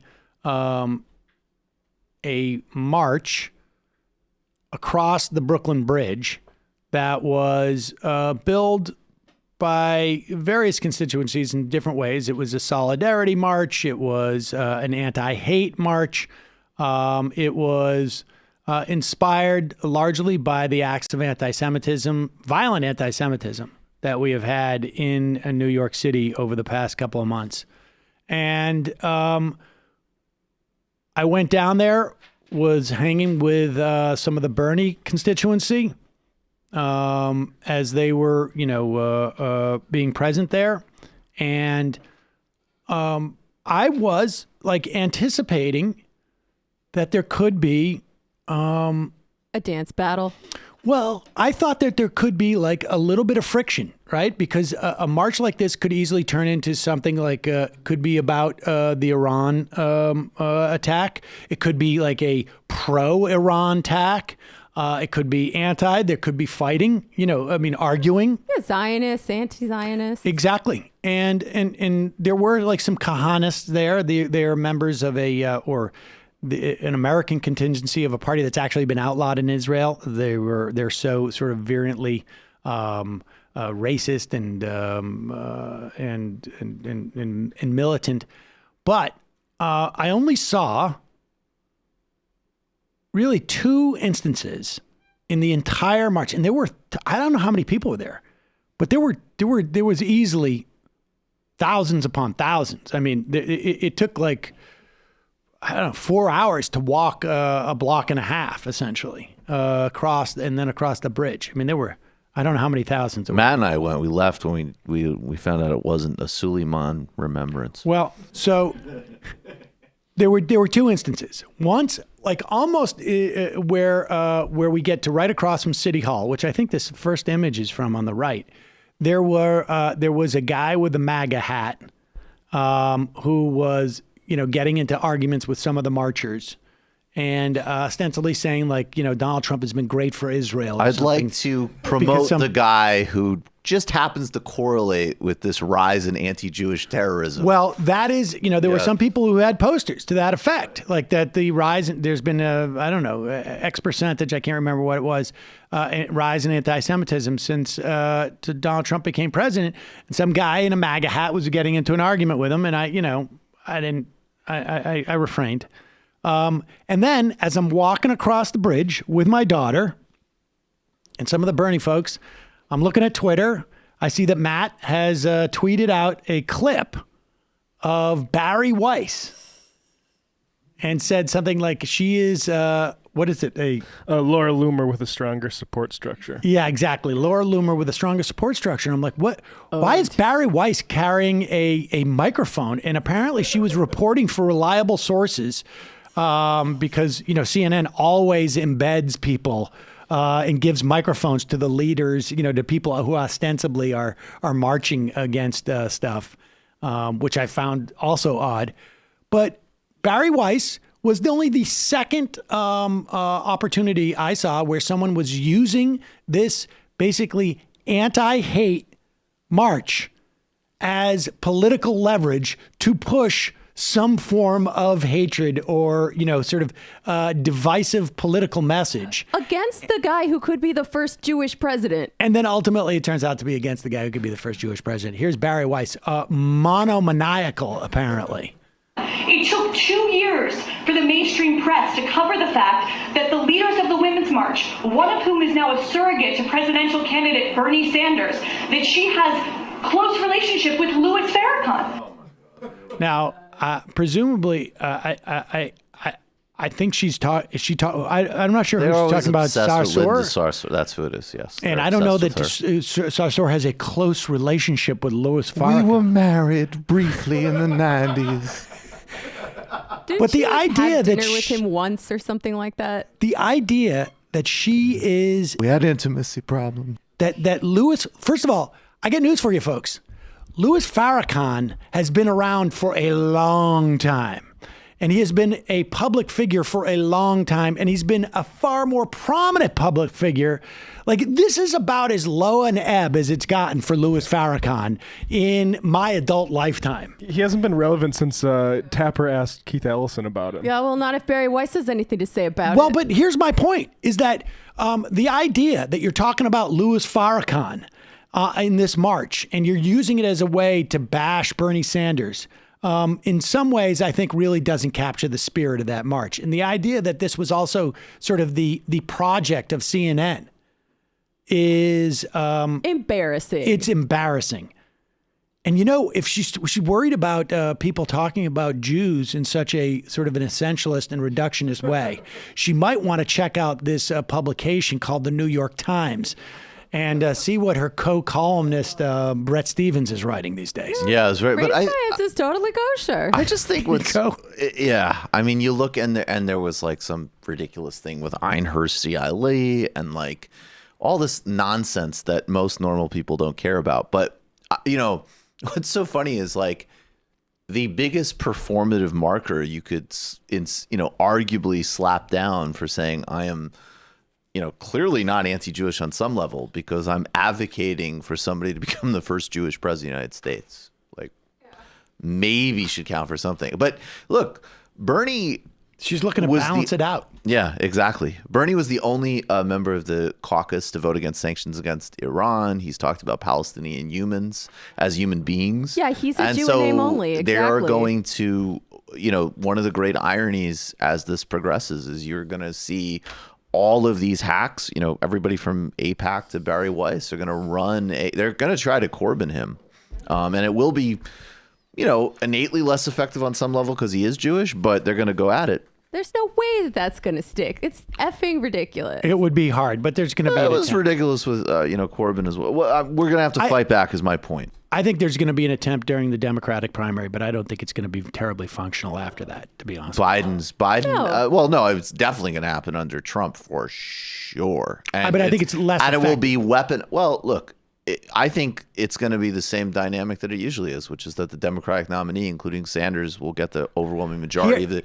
But you will see AIPAC. You will see all of these groups that are committed to Likud and occupation going after him, no doubt. What they're going to do is, in the general, they will convert to he is anti-Israel, because that will motivate the Christian Zionists more so than that he's anti-Semitic. They don't make, I know it's a surrogate. They don't it's just make not as any effective. distinction there. It's just not as effective. The majority of the Zionists in this country are rapture-hungry Christians, no? Yes, I think that's true. But I think the idea being Zionists, the idea being in the Democratic Party, you're dealing with a much larger and Jewish vote that's up for grabs. Whereas in the general election, it is really you're talking more about Zionists. And that includes an even bigger group of Christians than it does Jews in that instance. Bernie wants to ban Jesus from Israel. Bernie wants to. He said, "Jesus, get out of Israel," and it was very offensive. I guess we'll see who there are more of. The liberal, sane Jews who don't identify their entire being with Israel, or the other kind. I wouldn't go so far as to call them sane. Yeah, let's not get into that. Here is Ro Khanna on Chris Hayes' program on Friday. Ro Khanna had a war powers resolution in the defense authorization bill. It was stripped out. It's unclear to me who stripped it out, and it's unclear to me if he has been explicit as to who stripped it out. And there's a second sort of bite at this apple. Tim Kaine has now introduced one in the Senate, and Ilhan Omar and Barbara Lee have co-sponsored one in the House. Here is Ro Khanna on with Chris Hayes to discuss the failure of Congress to assert itself with the war powers. And I'll tell you, this is an example of what needs to happen in an era of Trump, where you see abuses, where you see this is like missed opportunities with we could have had enhanced whistleblower protections when the Democratic caucus was trying to protect the whistleblower. That's a great time to introduce enhanced whistleblower protections so that you get them locked in for future administrations where we need more genuine whistleblower protections, and so on and so on. But there's been a failure to do that. Fortunately, at least we're seeing a push to do that when it comes to war powers. What should Congress be doing now to constrain further escalation from the president? Well, Senator Sanders and I have introduced a bill that would cut off any funding for any offensive action against Iran or Iranian officials. It's important to note, Chris, that this bill was in the National Defense Authorization. Senator Sanders and I supported it. It passed the House. The majority of the Senate was for it. It was stripped in the conference committee. And both Senator Sanders and I at the time said, we can't do that. We're giving the president a blank check. That was a mistake. We need to correct that mistake and assert very clearly that Congress is simply not going to fund a war against Iran. What is the next step then for Congress when you reconvene? I think we take up this legislation in the House that says that there will be no funding for the president to conduct offensive action against Iran or Iranian officials. And we should realize Congress is not a bystander here. We have the power of the purse. The question is, are we willing to use it? I mean, we could, in the appropriations process, say very clearly, we're not going to give funds for this kind of action. The challenge is that there are people who get scared. They say, oh, we don't want to be seen as weak on national security. And so Congress has punted traditionally to the executive branch. It's time for Congress to actually act with the powers that the founders gave us. It's very consistent with what Andrew Bacevich told us earlier today in the interview, and that it's, it's unclear whether Donald Trump would have the legal authority at this point, under this perspective of the Supreme Court, to reappropriate money to attack Iran. But at the very least, ultimately, this has to be decided by the people, and the way that the people are instructed and cued and led to understand that what the president is doing is illegal is by action by Congress. I mean, we saw this in the context of impeachment. Impeachment became far more popular when the Democrats said, we're going to impeach him for this. And they and the public said, oh, okay, we didn't realize it was that bad. Because people are not politicians. They don't spend all their time. They assume a certain baseline competence from the people they elect. That's the whole point. And when they can't assume that over time, we get these problems. I'd like to just recommend on that note a really good book by a person who's certainly been on the show, Democracy in Exile, Hans Speyer and the Rise of the Defense Intellectual by Daniel Bessner. Because going back to World War II, the whole generation of this entire executive branch bureaucracy, which definitely accelerated in the last couple of decades, but it goes back to World War II, Bessner traces as, a very conscious project to totally mitigate the role that people like Bacevich are talking about of Congress and to completely de-democratize foreign policy. And I don't think there's a way you get out of some of this stuff without having an actual democratic process for how we do foreign policy. All right. And so lastly, and then we'll go to the phones in a second. We are now less than 30 days away from the Iowa caucus. Ah, geez. Yep. And there was a stat that came out the other day. I can't remember which piece this was.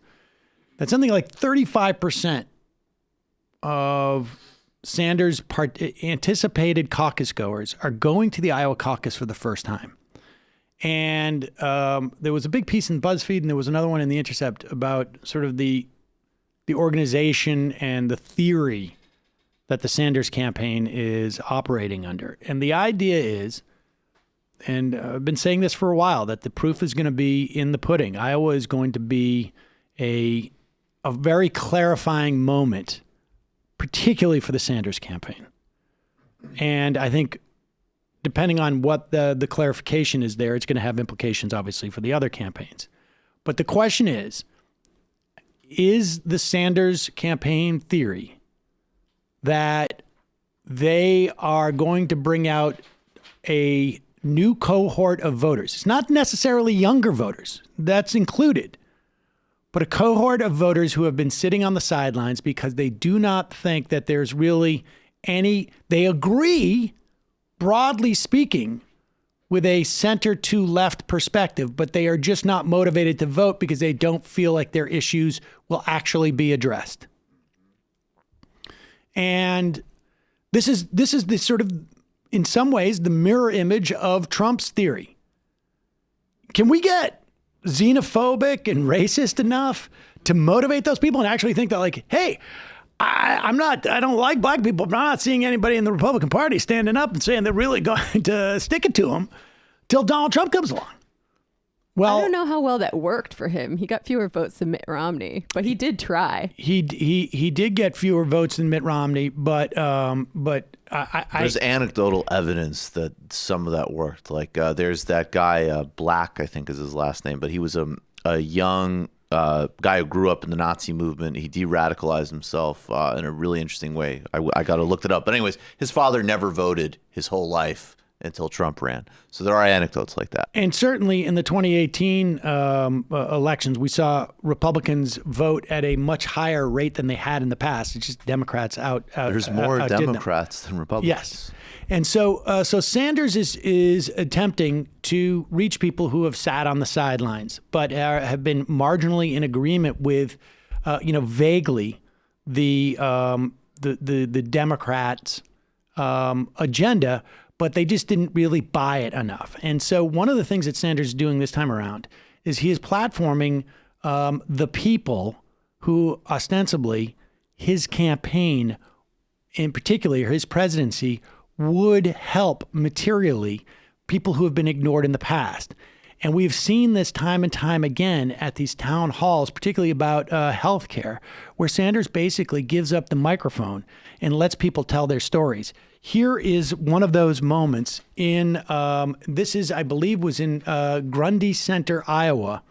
And a guy, I know, we just know his name is Ryan, I guess, tells the story of what happened, of basically his life, and where he's at and why he's supporting Sanders. And it's pretty moving. I just went to the emergency room this last Sunday feeling like I was going to have a heart attack, and I have not had insurance in over 10 years. Our factory down here closed. My wife and I both worked there.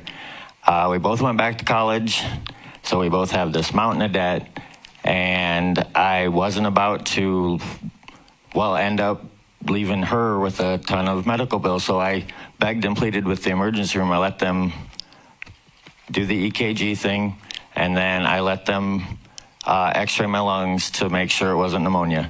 But then I told them I would walk out, and they referred me over to a free clinic over in Waterloo.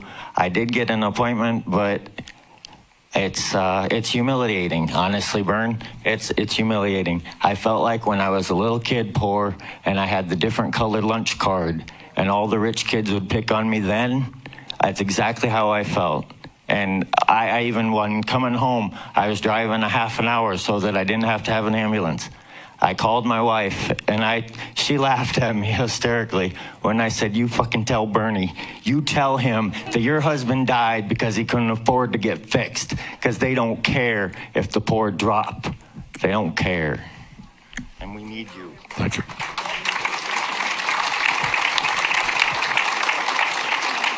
Your first name again? Ryan. You all hear that?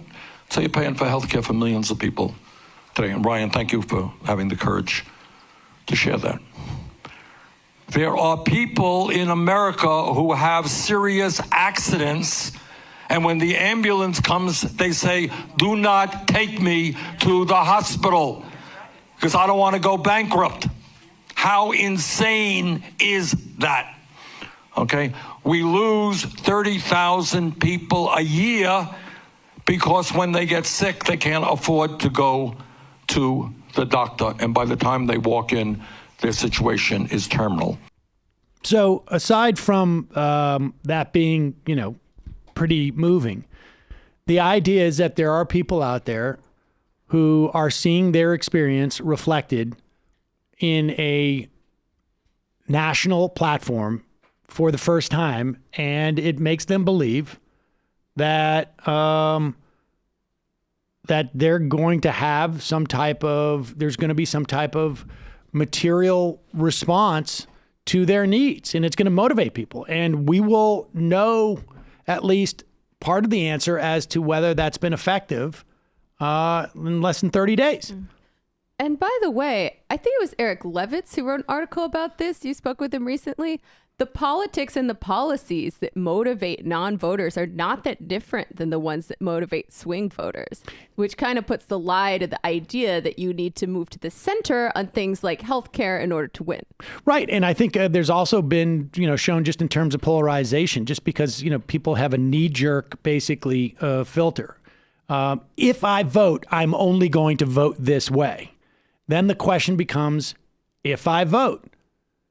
And there's a lot of people, this is the theory, who will see that clip or a clip like that or a moment like that, and they would never go out and vote for a Republican, but they would also in the past say, there's no point in me voting for the Democrat because they say they feel my pain, but I don't really believe that they do. But when they see basically the limelight, the resources being dedicated, which is, that's what we just saw.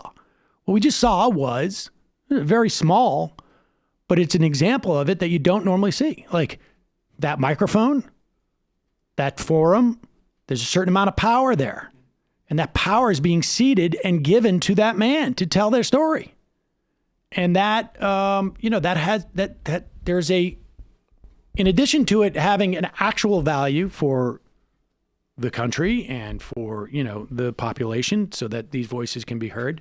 It has a value in terms of driving out other votes and inspiring other people. I mean, on some level, it's an extension of social media. But it is the difference is that you're actually seeing a politician cede that power voluntarily, share that power. And, we'll see if that works. And this is an issue that unites every working class person in this country. Previous elections, liberal pundits ask, why are they voting against their own interests? They have the clearest chance to vote for their own interests. We all do. That we've had in a long, long time. I mean, people see it around them every day, just people dying because they don't have health care. And that really should not be a partisan thing. Let's go to the phones. Calling from a 509 area code. Who's this? Where are you calling from? It's Ronald Reagan. Ronald Reagan. Wow, you got up early in the morning today. Yeah, well, I was supposed to fly to Dallas today for a hearing, and then the court canceled last minute. So I'm just sitting around waiting to talk to you about Saul and how it doesn't surprise me that he prefers the white savior narrative of Frozen 2 to Frozen 1 after he was exposed in this sort of critical years to the sort of neo-fascist show that is Paw Patrol. And I just think it's a sign of broader parenting failure, if we're being real. So, well, I mean, Frozen 2 was a terrible movie. And, you have these poor native people that are just waiting around for the blonde-haired Scandinavian singing witch to show up and rescue them. Excuse me. Yeah. You characterize her as a blonde Scandinavian woman, but in fact, she was part indigenous and part Scandinavian. Mm-hmm. Right. How convenient. The only indigenous person who's capable of rescuing them is the one who was raised by the white people with the bleach blonde hair. Well, no, she wasn't. She wasn't raised, but her mother was an indigenous woman. Mm-hmm. And also, yeah, I would also argue. I would also say they were all white. Even the indigenous people were also were white. There, they were just like different versions of Scandinavians, essentially. right over me and not even let me finish. This is just typical Cedar, as far as I'm concerned. But anybody who knows anything about film sees that movie and knows exactly what they're doing. I mean, this is like Hoosiers, but worse. You know, you get... Go ahead. Yeah. Yeah. So, anyways, yeah. Hope you had a good weekend. Yeah, I did. Thank you. Appreciate it. Oh, sorry that flight was canceled, buddy. There you go. Yeah, sorry. Sorry for everybody. Calling from a 352 area code. Who's this? Where are you calling from? Hey, Sam. It's Mark in Gainesville, Florida. Hello, Mark. What's on your mind? Well, I have something to ask of you, but first I want to debunk your guess. He said Bernie will have a trouble getting elected. I think he has the best chance to beat Trump. I don't know. I don't know that he said that Bernie will have trouble getting elected. I think he did express some skepticism, but I also think I would bet that he is not necessarily would not consider himself a political pundit. I think is why he was sort of a little hesitant. Yes, but I mean, make your case, but do it many and in as few words as possible because your phone is not very good. Statistically, all of the polls show Bernie beating Trump in the Rust Belt heavily, and Bernie will bring out all of the typical non-voters, people who aren't old, and I believe there would be a landslide. Well, I appreciate the call, Mark. I mean, I think again. I think Iowa is going to give us a very important data point if the theory that Sanders is operating on works. Now, it's a caucus, so it's not, a one-to-one type of thing. But the idea is that if you can motivate people to come out and caucus who have never caucused before, theoretically, you're going to be able to do that with just people who are coming to vote for one day. Caucusing is difficult. I mean, part of the reason why people don't like caucuses is because it's harder for people who are lower income to come and work. It's harder for workers to come and caucus, rather, because you got to get your boss's permission to take a day off for work. It's not like going and like I can squeeze this in before I get to work. Can I come in an hour late? Can I leave 15 minutes early to go get in line to vote? It's not like that. It's a much more, a serious endeavor. That's so wrong. That's the thing is that it's difficult. I mean, the thing about the caucus, though, didn't we see it advantage Bernie supporters in certain elements? Because that commitment actually can be used to favor. Absolutely right. Yeah, if we can get them out to the caucuses, they're going to do great because the Bernie supporters are not changing their minds and they're going to have all the best talking points and convince everybody else, hopefully. Folks, there's a GoFundMe to help Bernie volunteers get to Iowa. And we will put up a link to that. This is for volunteers from New York and Philly to travel to Iowa to canvass for Bernie prior to the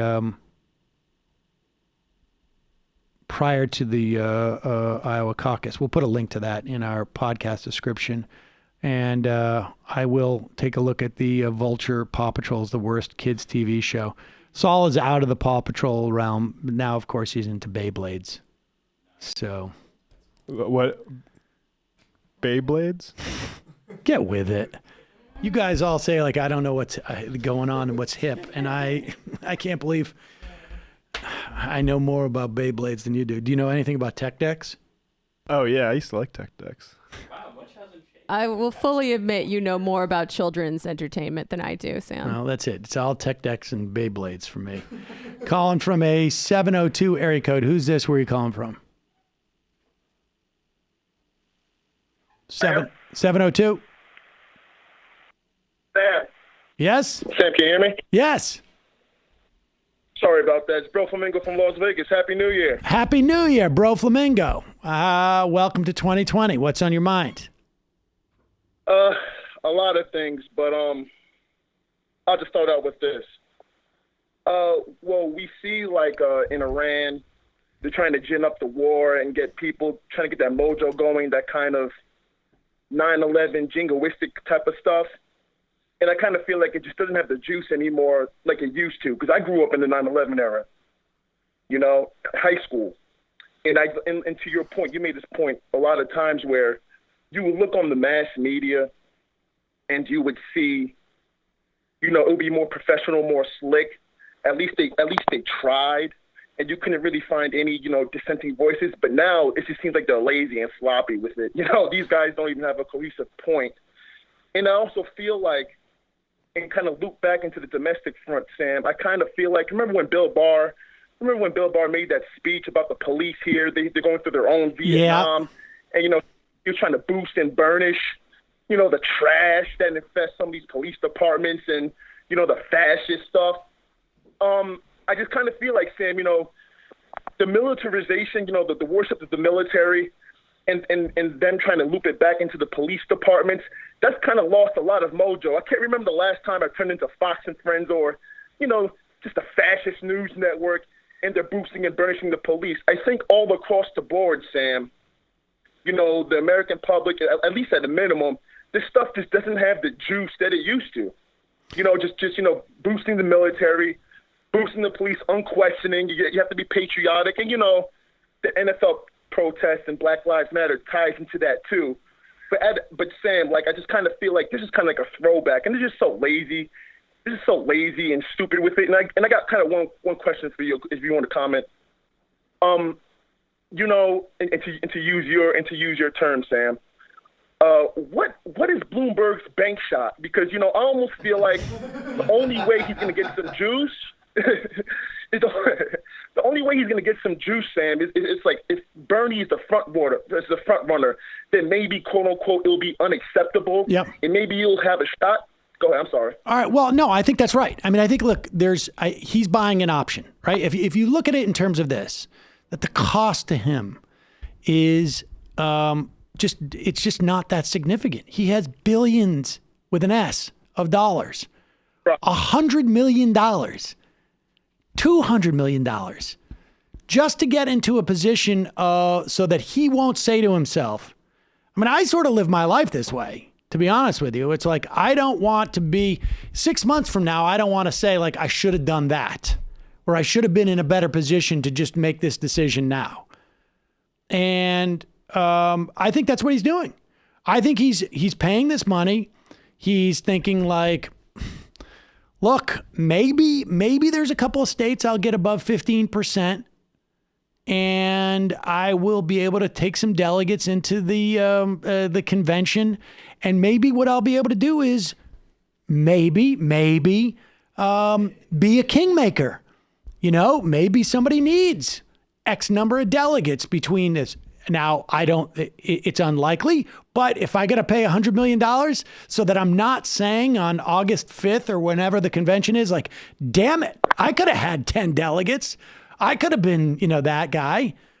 Or I think it's the other one is maybe Bernie becomes the nominee, maybe Warren. I don't know what his thinking is on this, and he goes and he looks at the polls and he says, you know, there's 30% disaffected Democrats who say they will never vote for Bernie. I mean, this is just speculation. I don't think that'll be the case, but he's right. Just trying to cover, you know, keep his options open. Donnie Deutsch said he'd vote for me. Exactly. And, you know, look, you're this guy. What else are you going to do? Right.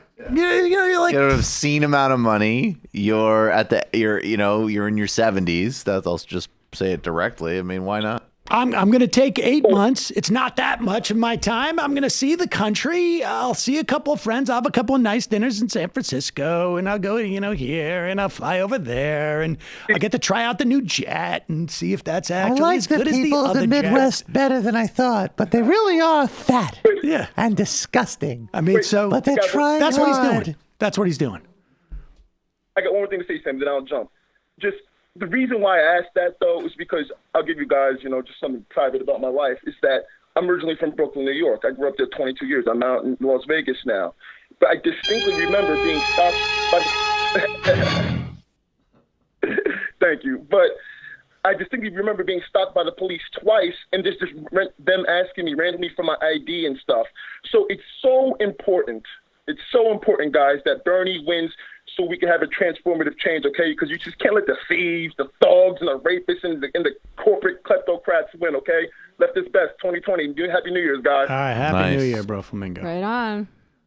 Calling from a 610 area code. Who's this? Where are you calling from? This is Nick. Wow, Nick. Are you calling from a studio?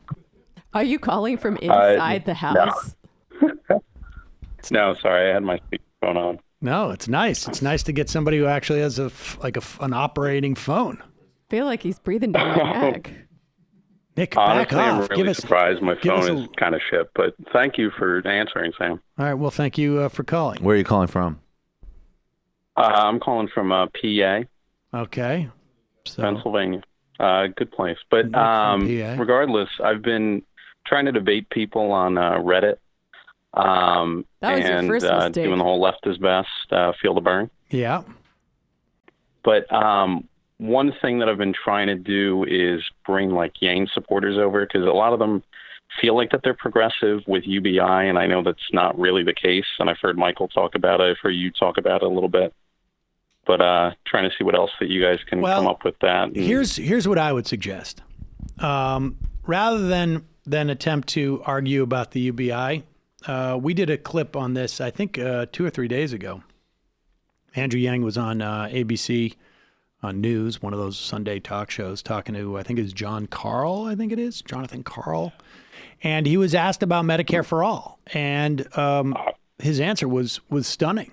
I mean, when when the host of the ABC show catches you in basically what is a lie or a massive misrepresentation as to your position on Medicare for All, you've got a problem.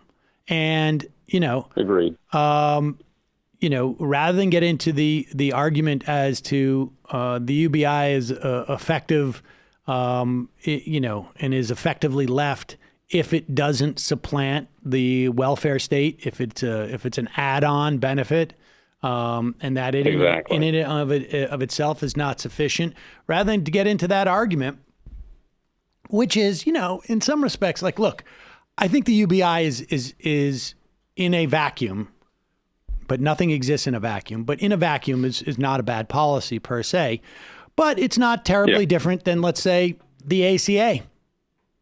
I mean, I guess the only difference is that it's universal in that respect, and that it's a subsidy, and that is the point of it. But it is, but rather than get into that argument, because like I say, the real problem I have with it is that it would eliminate, or it is an attempt to eliminate.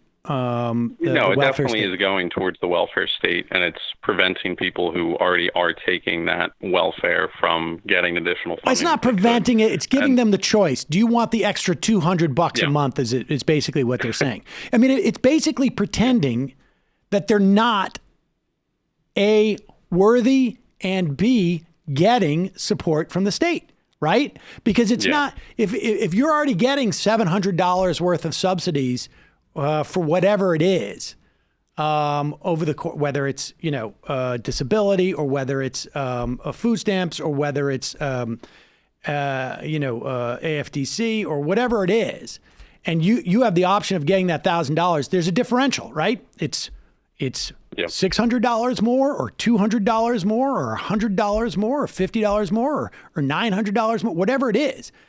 It's not $1,000 like the wealthy person down the street is getting. And so, you may take it because it's nominally better, but it doesn't help you as much as it purports to be, because, of course, it's a differential between the benefits you're getting now. But aside from, like I say, I think there's only so much you'll get in terms of that. I would talk about Medicare for all. I would use that as an example. I have. And wait, one thing, Sam, I found it interesting. Someone was trying to debate that whole thing, because I did watch your video on that, and that was great. But that they were saying that Andrew Yang was taking the position that Bernie was at back in 2016 when he called it Medicare for all. And then I even looked into when he introduced the bill back in 2017, and when Yang came out, declaring his candidacy, supposedly saying he was for Medicare for all.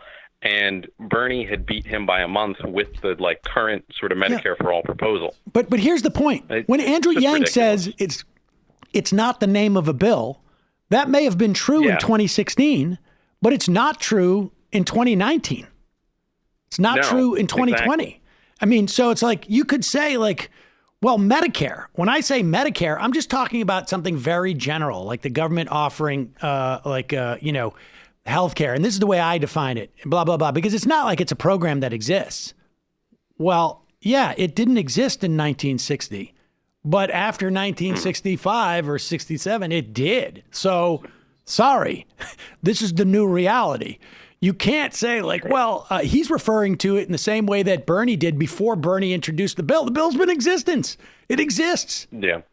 So it's an absurd statement to make. I mean, when you're when people are arguing like that, it's an indication that they are not being, the only really authentic argument you can make at that point is, yeah, he misspoke.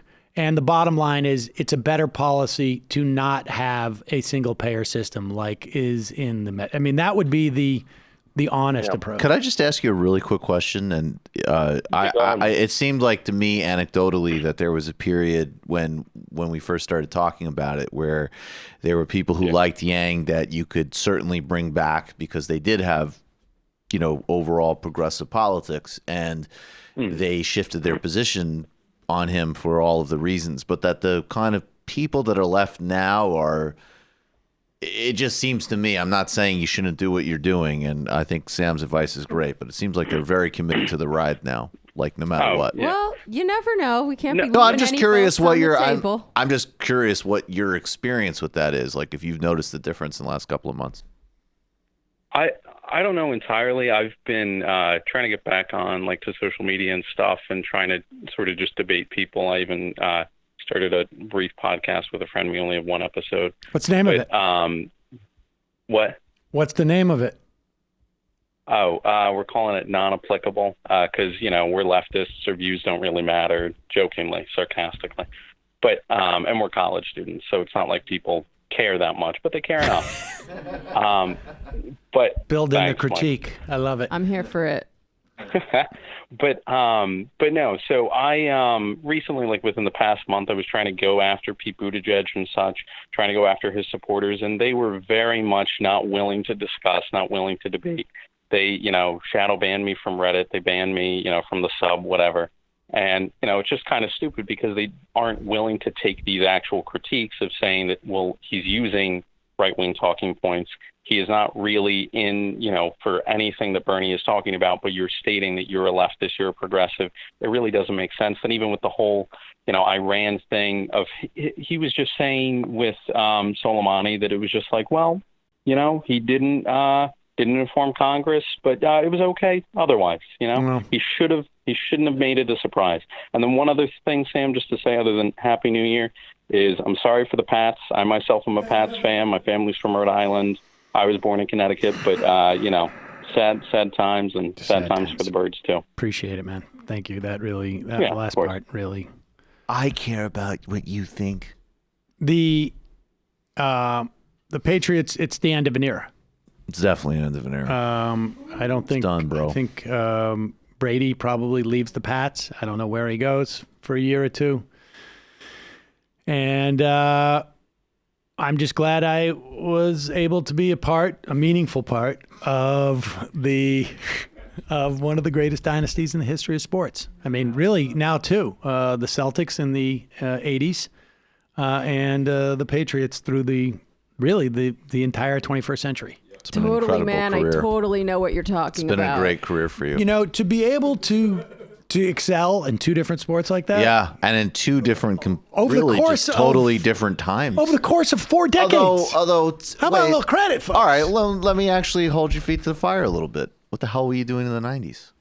I was a young man. I was feeling my oats. I see. I And I didn't have so you time could to focus portray on all sports. of Boston sports. I didn't have time. Yeah, the Bruins did okay, but Sorry, Boston. I'm filming a pilot. When Len Bias died, I said I need to take a break because I'm getting too caught up in this. And so all the GMs in Boston were like, "Damn, that kid from Worcester won't take our calls anymore." Yep. All right, we got time for one more phone call, folks. I know we got a lot of people holding. I'm sorry. Calling from a 469 area code. Who's this? Where are you calling from? Okay. Okay.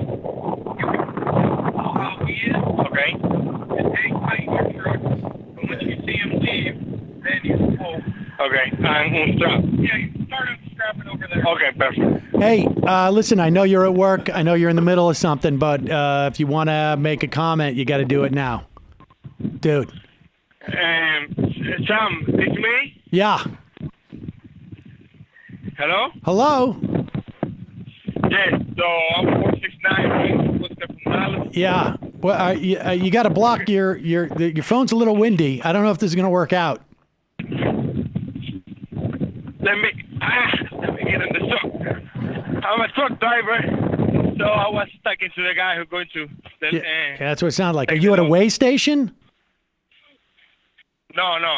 So the thing that I want to let you guys know, to see if you guys can go to the YouTube page of Al Jazeera and show you audience the video of the government of Venezuela blocking the opposition to vote on the assembly leadership vote.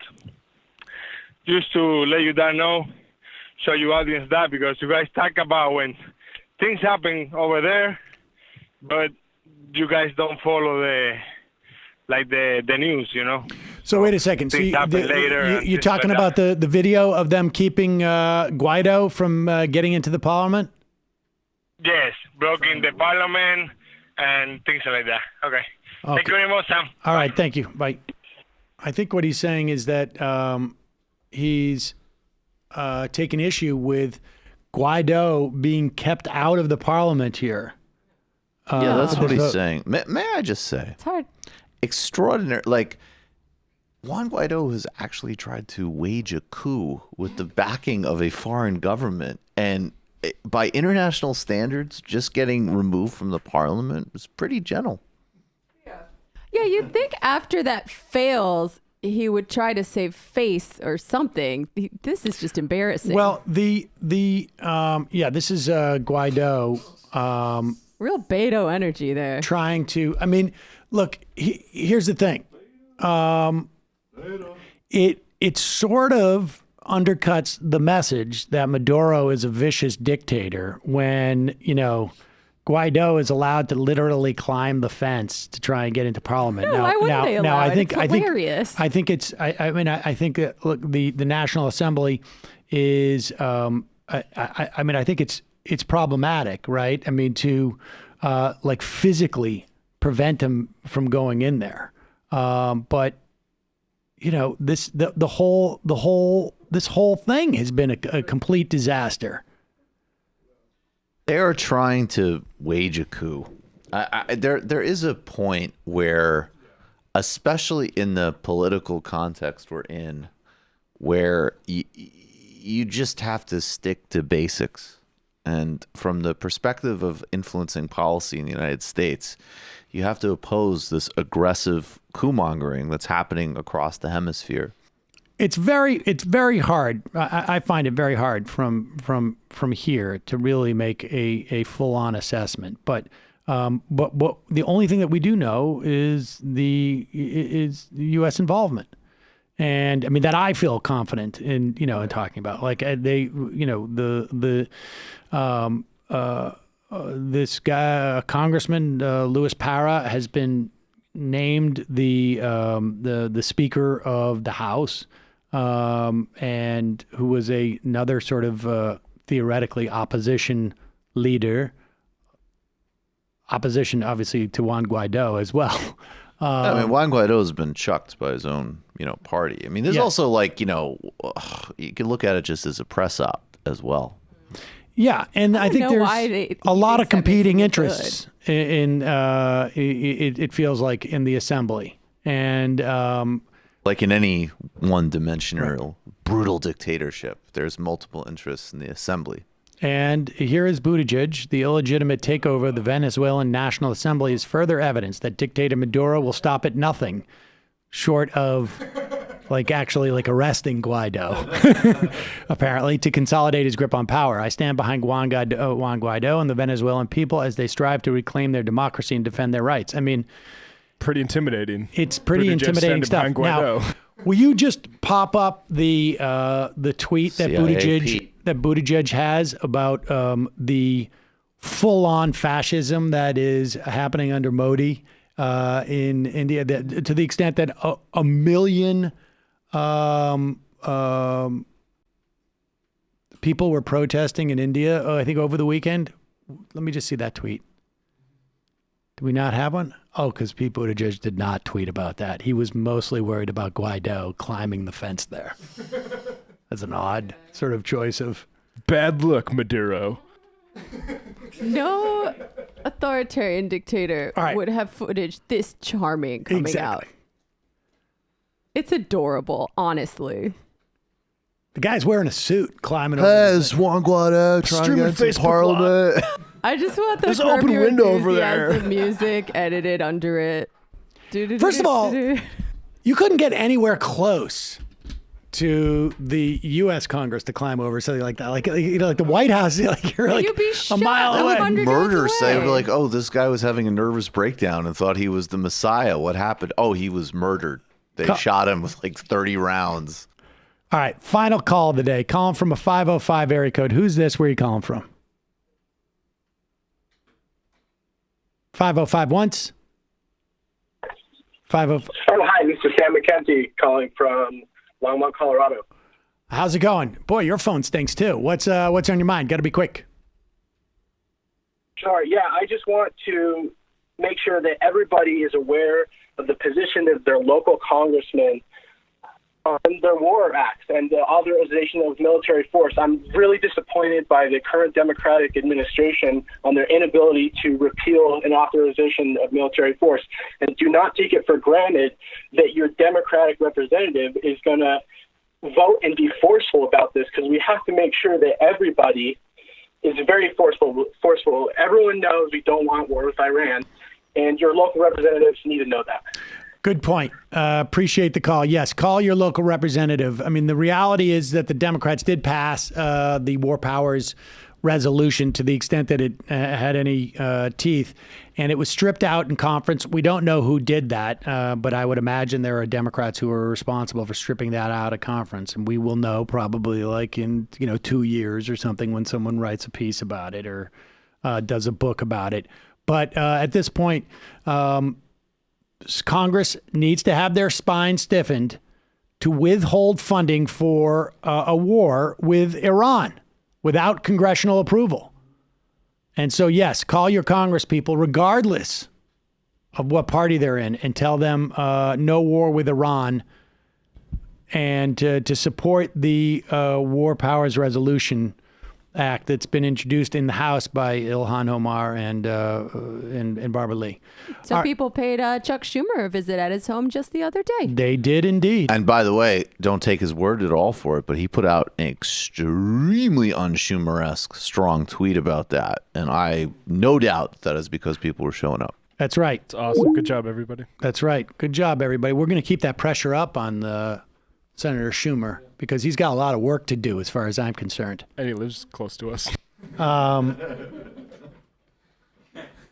Hi, Chuck. It's a win-win. Yep. We're coming. All right, a couple IMs, then we're out of here. Colorado guy, as soon as the myth that the military funding equals supporting the troops is dispelled, then there may be a chance of breaking through the people. Bernie's support from troops is as high as it is because he genuinely cares about their well-being. Indeed. The ghost in the secure server. Hey, majority reporters, the claim of Iranian aid linked to U.S. casualties, fake, cloudy, or evidenced. I read this article yesterday about the idea pushed by Cheney. I think that's Gareth Porter. I mean, that's a whole other thing, is really questioning the scale to which the Iranians were supposedly hurting U.S. troops. Sam's Bumble profile. Interesting. New twist. To 2020. They're catching up with you. Hey, girl, swipe right. I may not have belt loops anymore, but I bet you can still find my hammer. That's very nice. Well, there's an upgrade. Right, there you go. Doesn't work for Bumble. Oh, that's right. It does not work for Bumble. But no, it would be like, hi, nice to meet you. Glad we matched. I've got a belt rejoined just for that. Rick from Florida. One of the consequences of Trump's decision to take out Soleimani that isn't getting enough attention is how hostile this will make the entire generation of Iranians to America. You guys showed the video of public mourning of Soleimani, and it's unbelievable. I don't see Iran electing a leader that's not hostile to the U.S. for decades as a result of this. Well, the only thing I can tell you is that we did play also the Supreme Leader saying this is about Bolton, Trump, and Pompeo.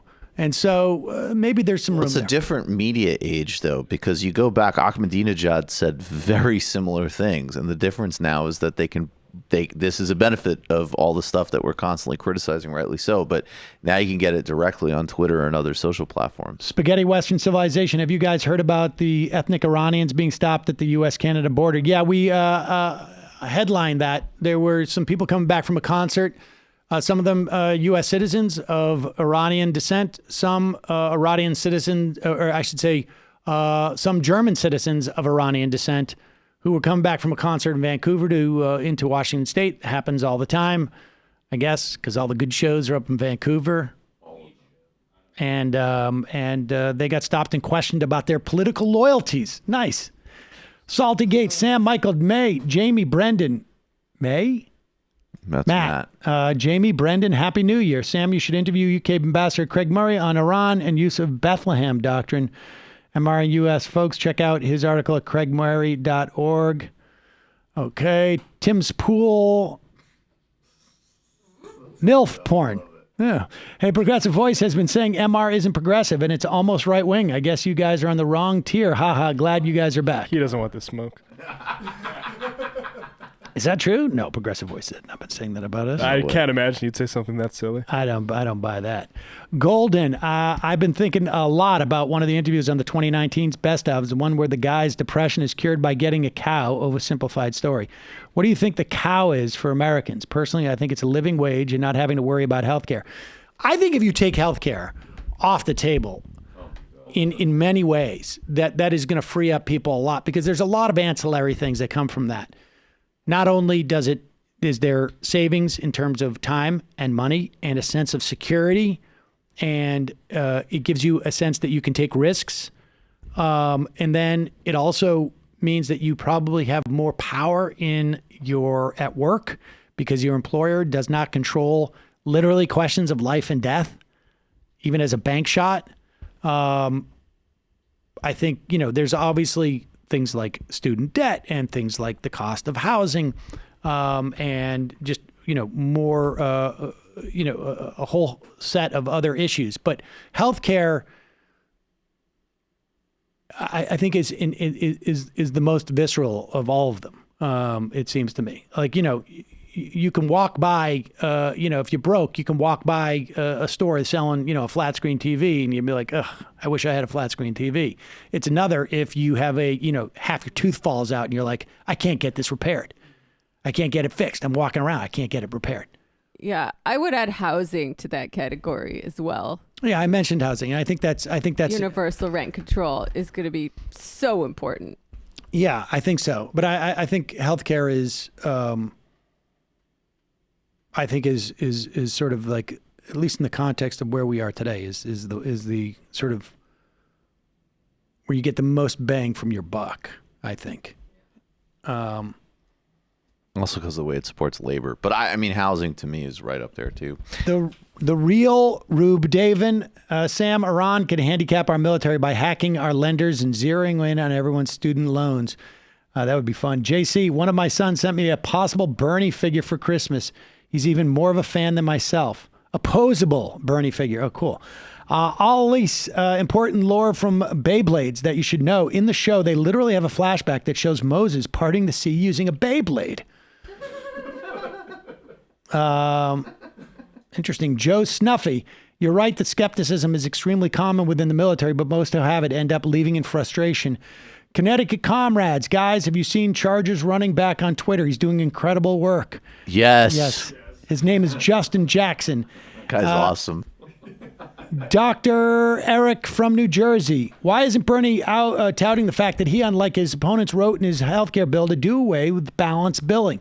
Right now, if Medicare or insurance companies deny coverage, the patient gets a bill and has to sign a document affirming that he or she is ultimately responsible for payment. It's not a patient's job to determine whether medical services are appropriate. Under Sanders' Medicare for All bill, you can't be billed by your doctor's office. No one else in the field can claim this. That's true.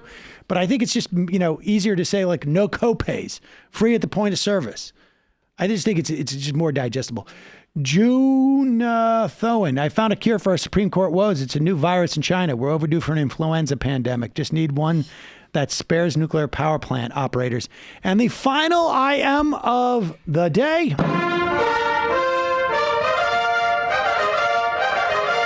Carlos Danger. Why don't the Green New Deal proponents also position the fight against global warming as a solution to the Middle East forever war? No reliance on oil requires no presence there. I think some have. See you tomorrow. It might take all the strength I got to get to where I want, but I know somehow I'm gonna get there. I wasn't looking when I just got caught between the truth and the lie bar. But finding out won't make me feel any better. Yeah, I know the clock is ticking, but the meds are gonna kick in, and my power